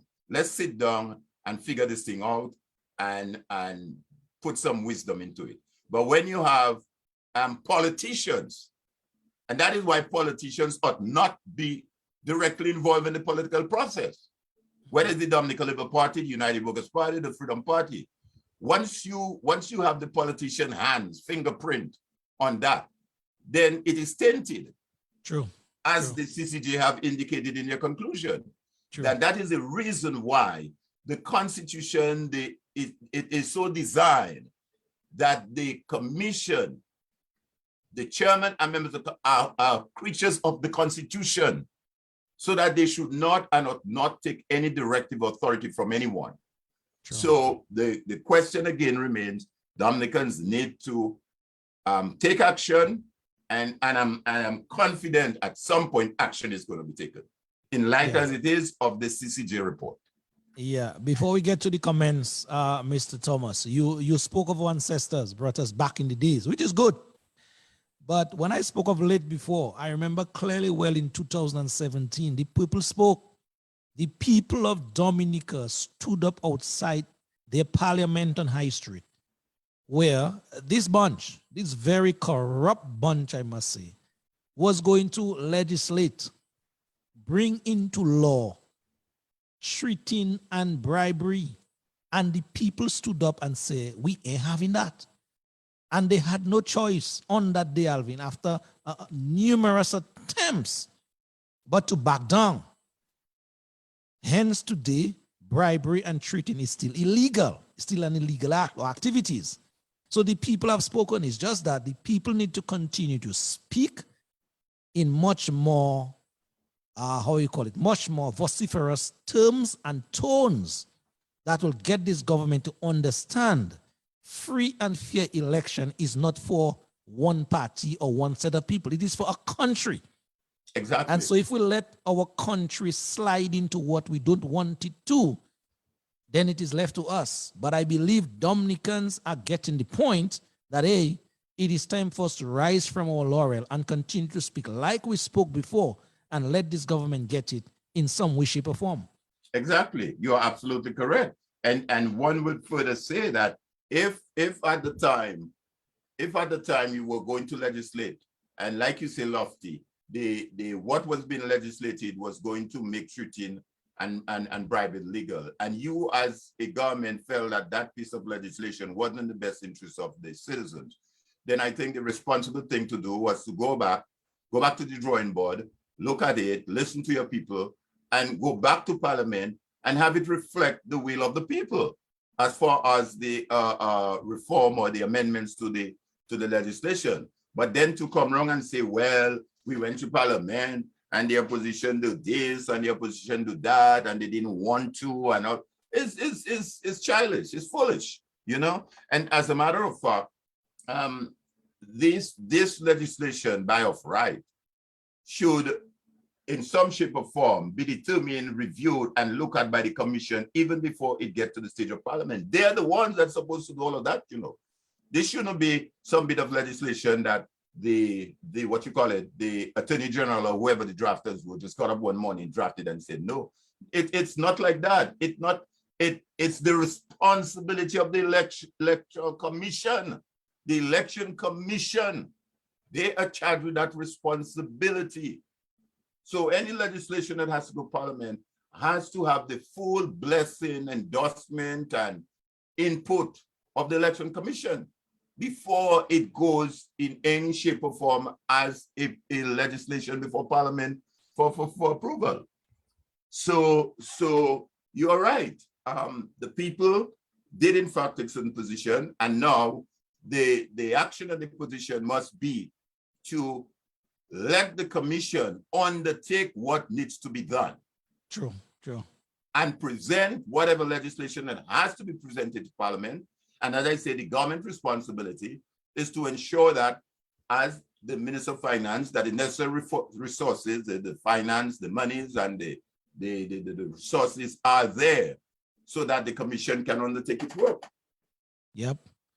Let's get to some comments now. David Joseph, this brother was on the panel with you sometimes back 2-3 weeks back. He's writing here.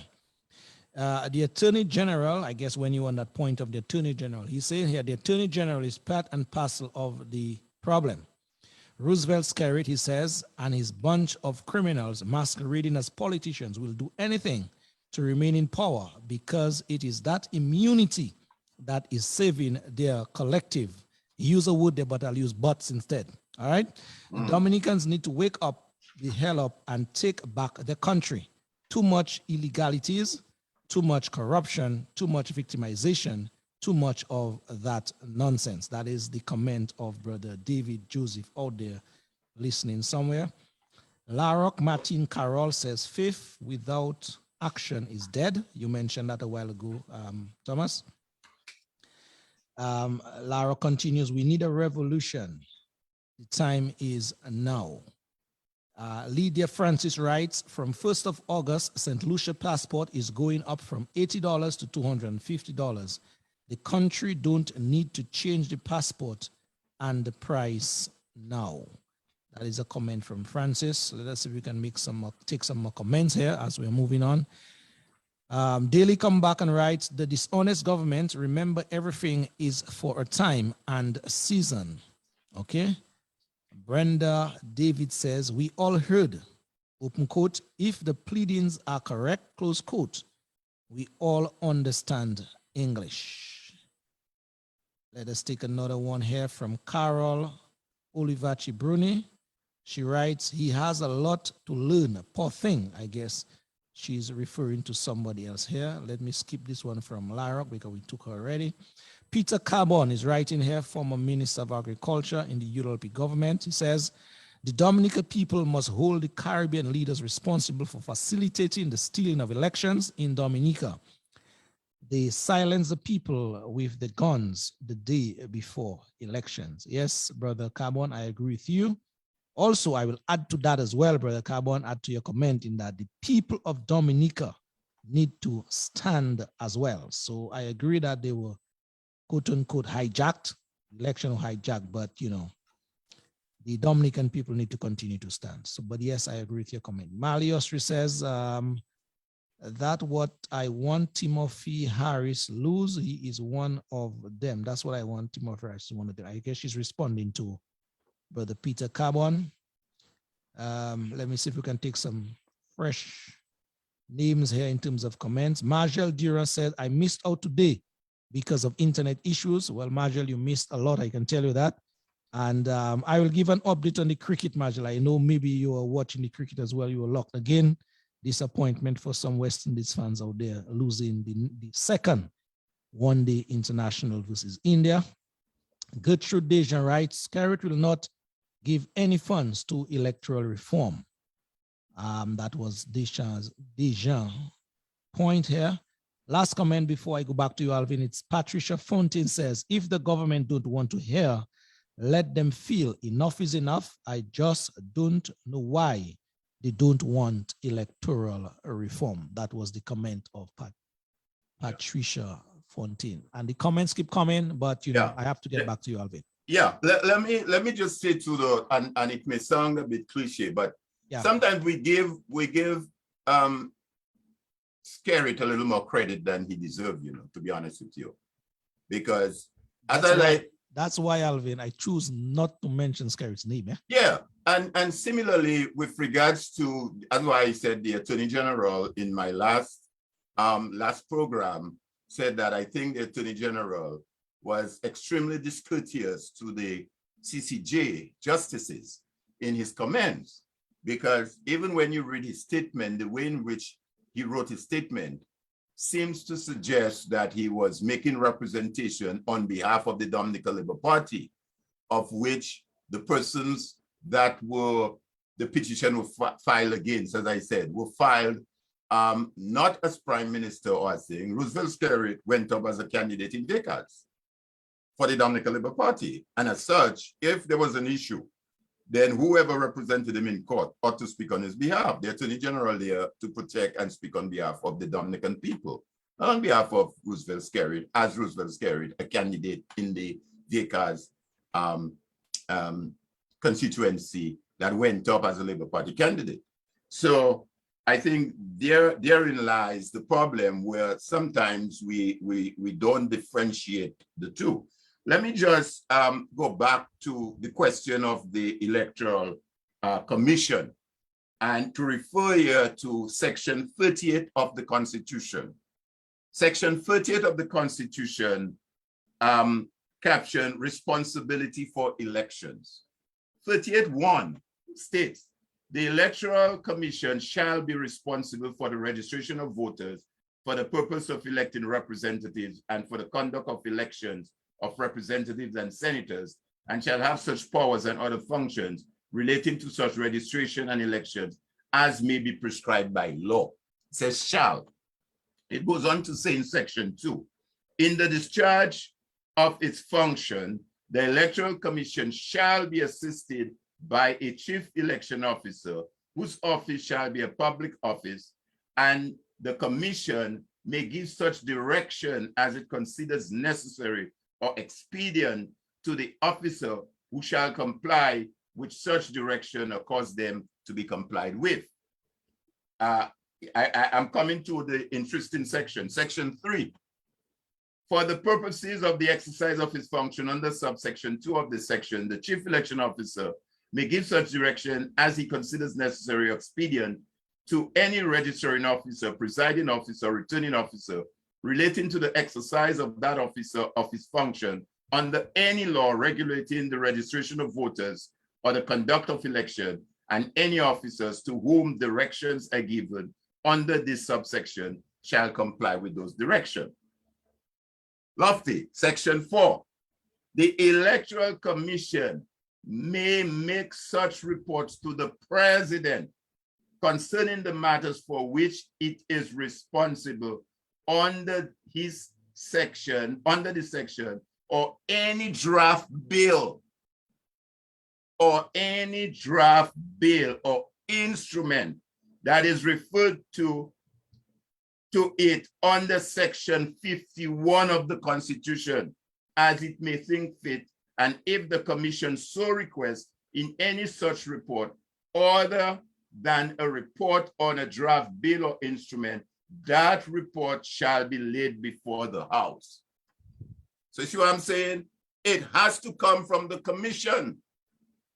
They have to undertake and say, hey guys, we need to fix the ID, we need to fix the list, we need to do this, whatever. Yep. And that goes in the form of report to the President, and then in the form of a bill laid before the House, and a decision is taken. It can't be the other way around. It can't be the attorney general getting up one morning and decide, well, this is what I'm going to do.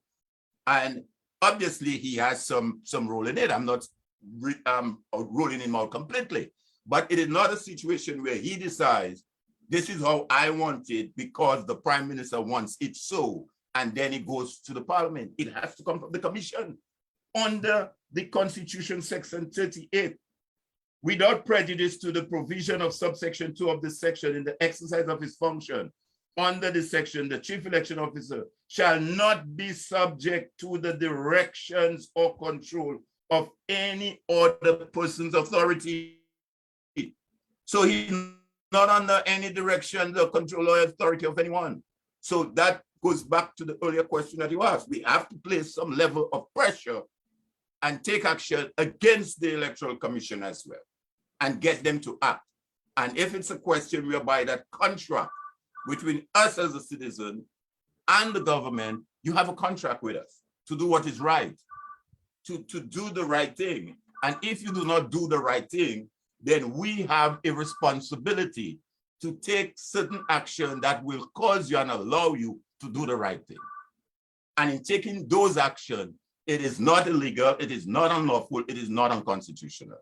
Yeah. That's your civil right and responsibility, a fundamental right. Hence,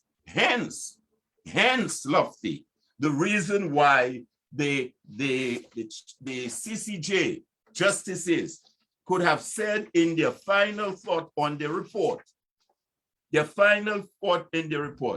however, there remains areas of grave concern and how the process of these elections were conducted.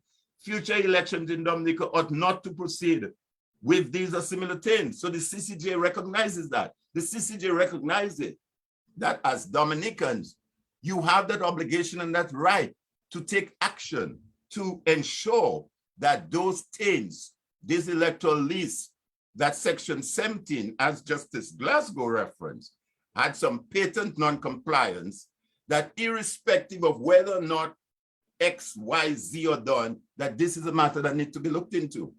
Obviously, when we continue our discussion, we'll look at other areas like campaign financing, and bribing. These are also very, very, very important areas.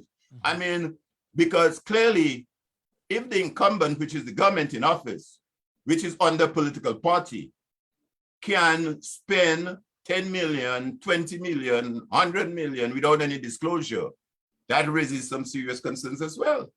We're not saying you can spend your 10 million or your 5 million, but there needs to be a certain level of disclosure, either from the party level or the candidate level, to say, well, okay, where's that money coming? Is that good money? Is that jumbie money, as Dice would say? So there are a number of areas that need to be looked at, but I just thought for purposes of this afternoon's discussion, the electors list and the voters registry is such an important area within the whole process of elections and the need for reform that I would raise it as an item for discussion. Yeah, indeed. I have a question, a specific question that someone is asking me to ask you on Messenger. But before I ask you that all-important question from that individual listening, let me just ask you off the cuff. Alvin, do you know any other country, let's keep it to a region, that is in that state of perpetual controversy, as it were, election after election after election in our region? No, the answer is no. I'm emphatic no, Lofty, no.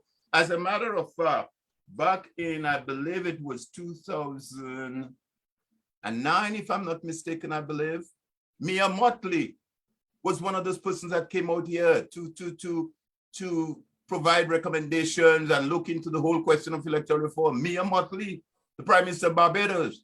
I was at that function. And she too made certain recommendations. Yep.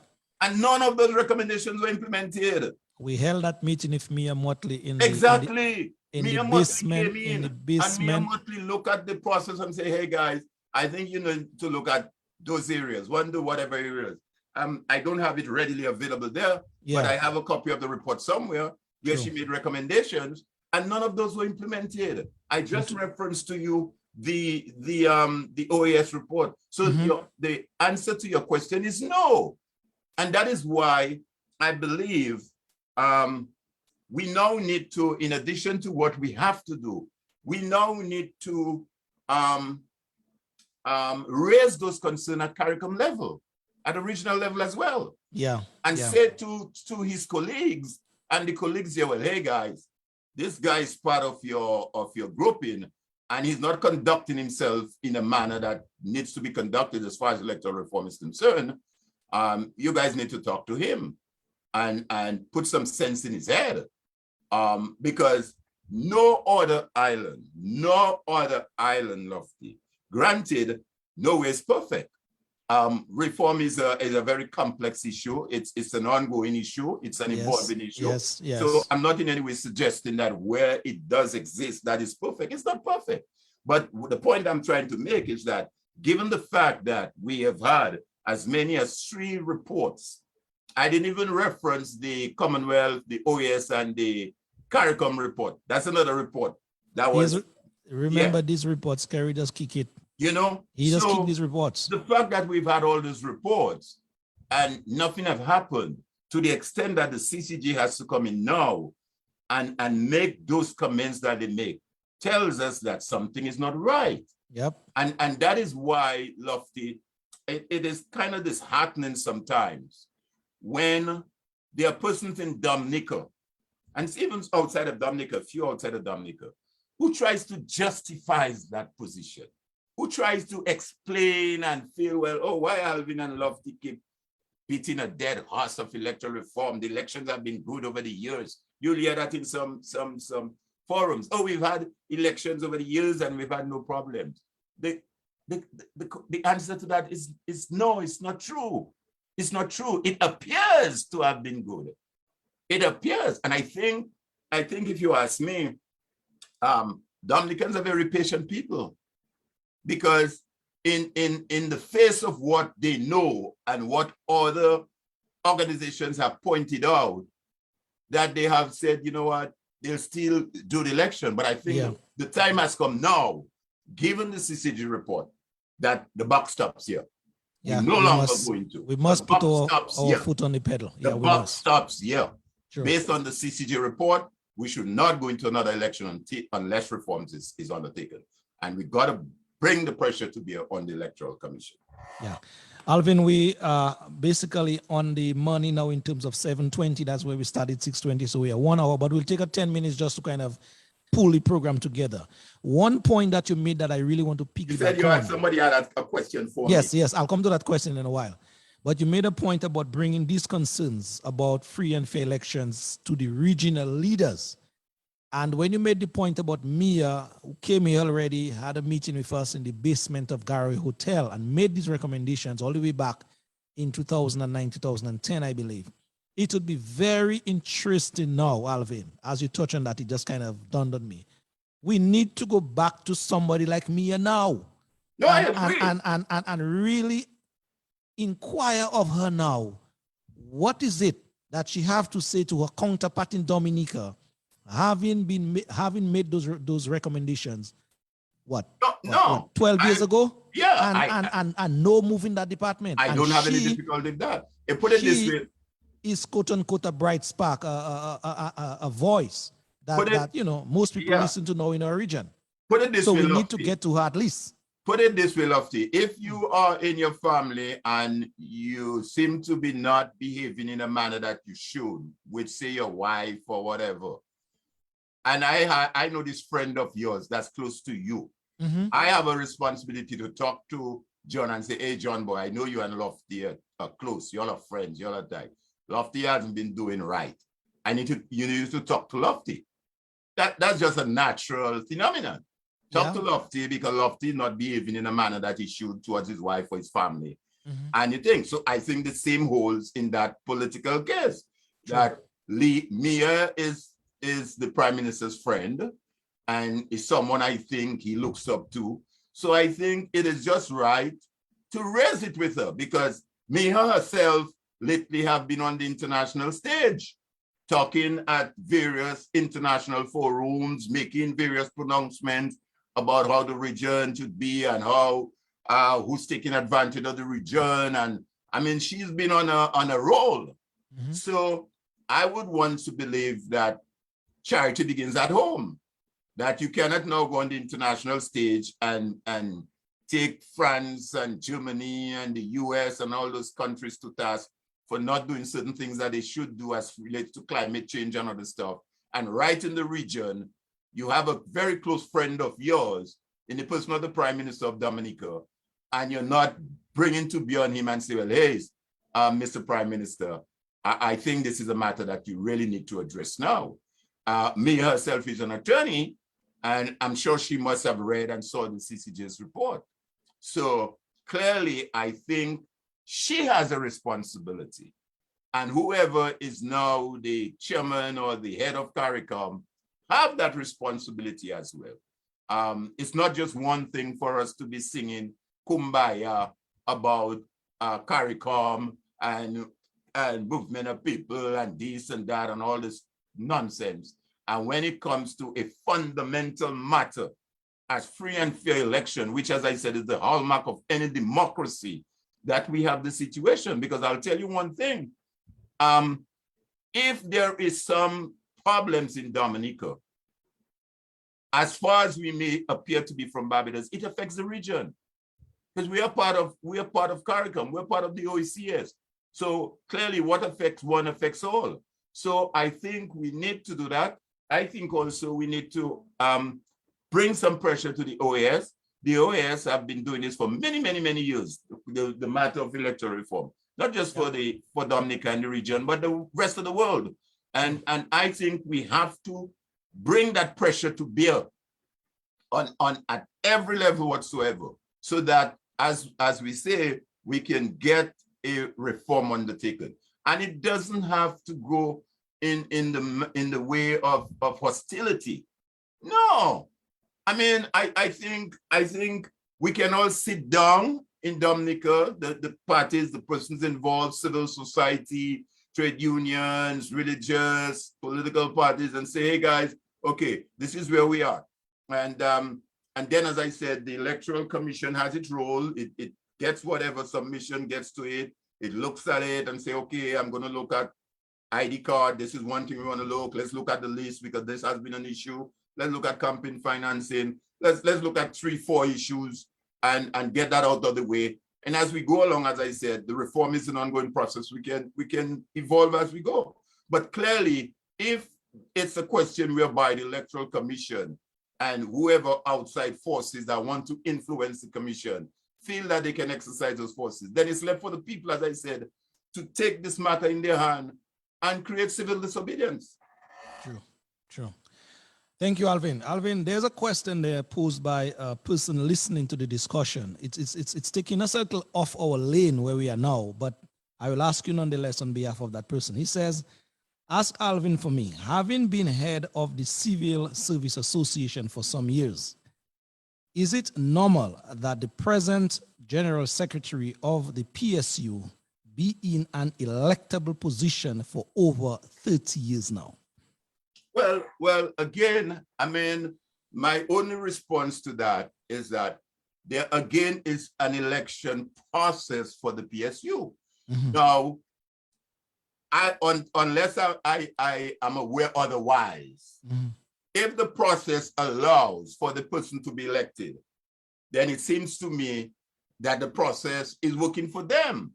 If, on the other hand, members feel, well, you know what, it's time to change and we're going to change, then obviously they have that democratic right to do that as well.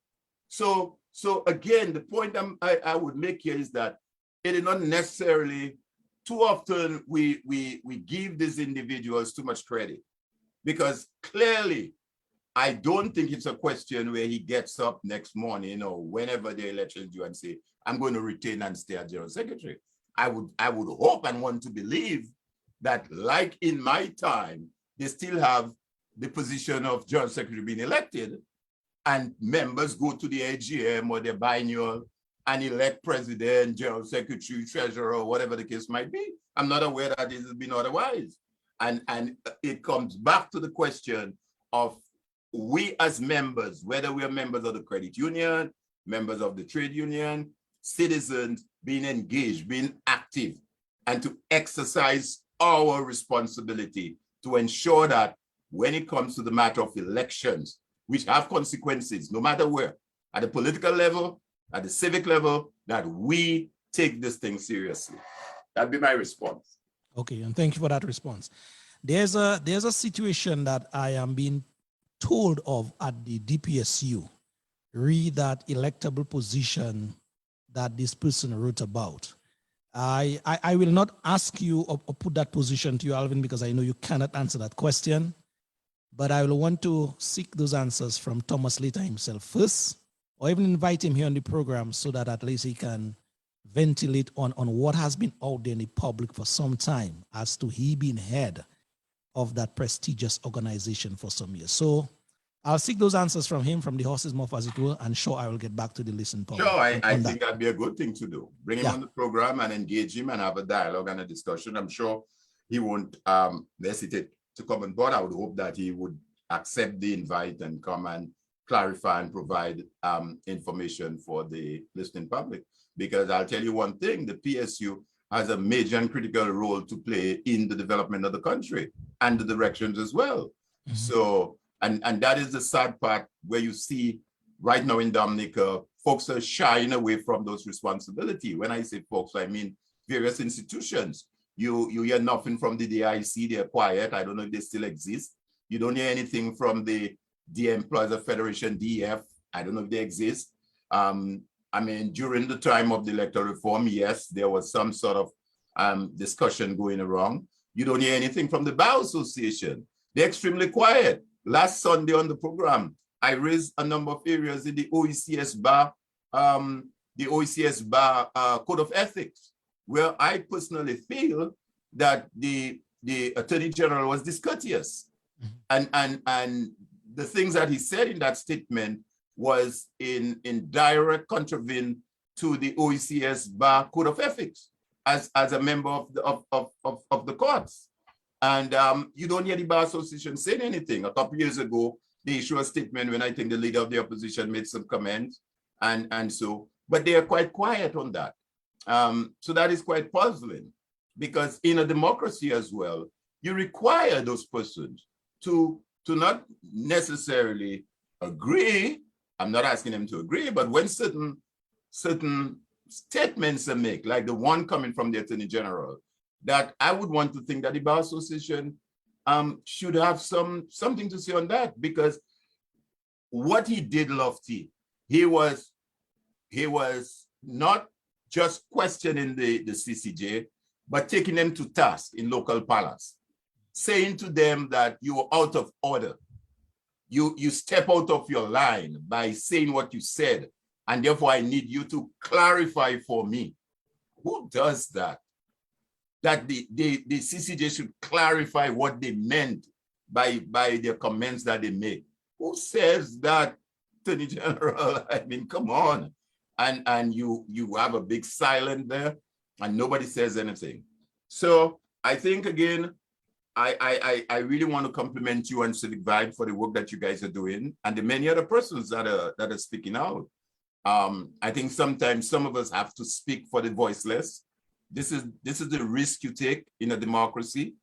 It's not always an easy thing to do. People, most of the times, will try to attack the messenger and fail to listen to the message. True. Like today, I'm dealing with electoral lists, but they will not look at that and say, well, yeah, there may or may not be. They may want to attack me personally, Alvin, the trouble. But my shoulder is broad. I mean, my shoulder is broad, Lofty. I mean, I've been in Dominica and a number of different organizations, and I think I have a certain character to maintain, a certain integrity as an individual, and hence the reason I will continue to speak on those very fundamental issues as a Dominican. So again, thanks for the opportunity, and just want to thank the listeners and the persons who have engaged us and asked the questions. And let me say to them, hey, don't put a pause on this thing. This thing, there is no room for pause, Lofty. We got to keep our foot on that gas, on that pedal. The CCJ have told us exactly what we need to do. And we just need to ensure that that is done before the next general election. Thank you. Thank you, Brother Thomas. Thank you very much indeed, each and every time. Let me, echo the same sentiments to you. we are in Dominica, by and large, have been asking persons of, quote unquote, high repute or persons who have a certain character to maintain, to talk, to speak, to act. And though these persons are far and few in between, but when we get people like you, Alvin, persons of your stature, your caliber, your level of astuteness, we always cherish persons like you. And so this afternoon, tonight, this evening, I want to give you your flowers, as it were, in that department for being a man of, your stature and be willing to speak in spite of all the odds, in spite of what may come against you, even if you are not on the soil in the flesh, but it still takes a certain level of courage to speak your mind as to the betterment of your country, Dominica. So my brother, thank you very much. Well, you're most welcome, Lofty. You're most welcome. As I have said before, I may not be physical in Dominica, but Dominica is in my heart. I spend the bulk of my adult life in Dominica, and not just living in Dominica, but engaged in a number of areas in Dominica, number of institutions, number of organizations, and therefore I think I owe it to my country to contribute to those discussions, as one might say, as risky as it might be. I quite frankly, I don't think there's a risk, to be honest with you, but I feel I'm obligated. And as a JCI member, senator of the JCI International, one of the tenets of our JCI creed reads, service to humanity is the best work of life. True. And I live by the tenet of that creed, that service to humanity is the best work of life. And I believe what I'm doing is my own way, and it's my own little way of doing my service to humanity. And I will continue to do that once I have breath and life. Yep, thank you. Let me just go to a comment here from Paula Lopez. That she says here, or he says, or she says, I think Paula is a girl, yeah, or lady. Paula Lopez says, let us attacking and investigating people who has done no wrong in Dominica.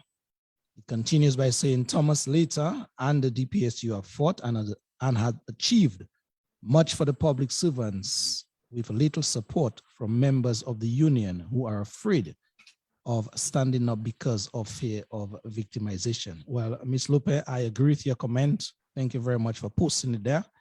What we said here, what we are doing here on Civic Vibes, we are in no way, shape or form attacking anybody. What we have been doing and will continue to do in the interest of justice.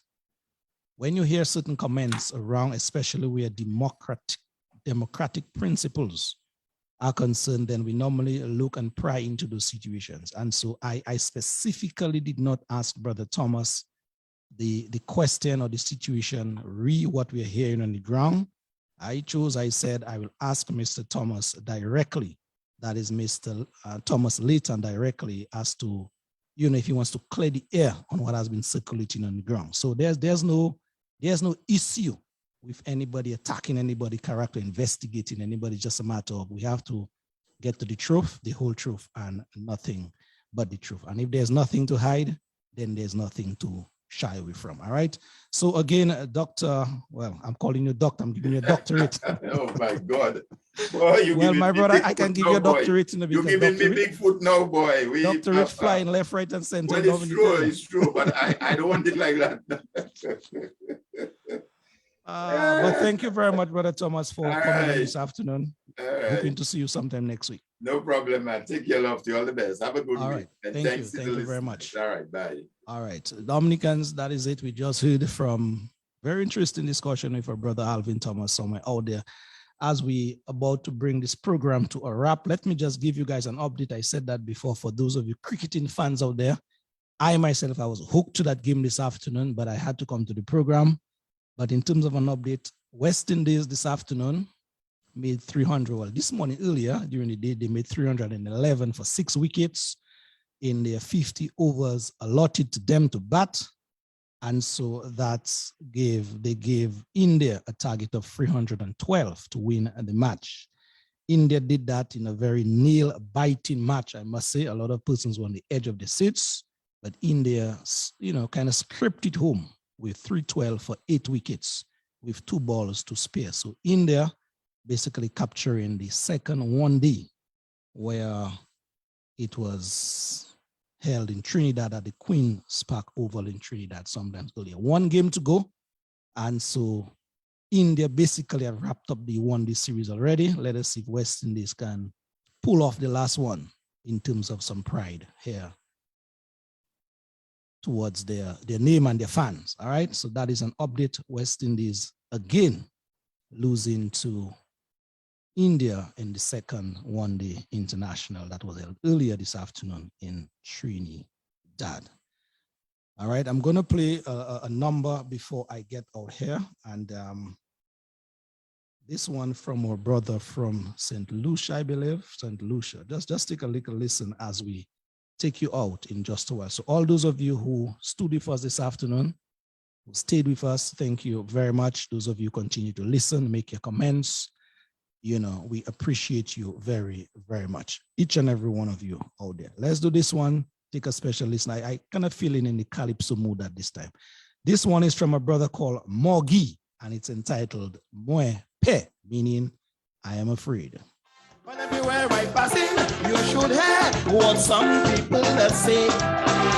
They say all the years you singing, politicians you lambasting. Now when the tent, your voice went silent.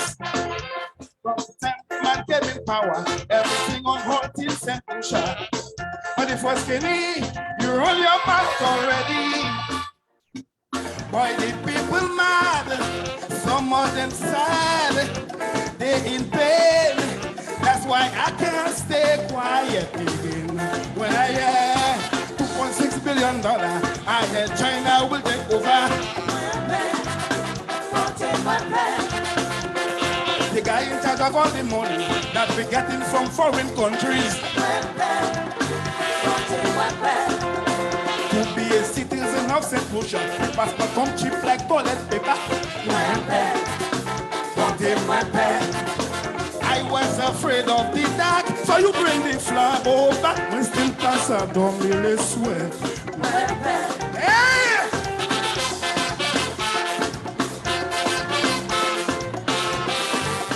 That's brother Morgi from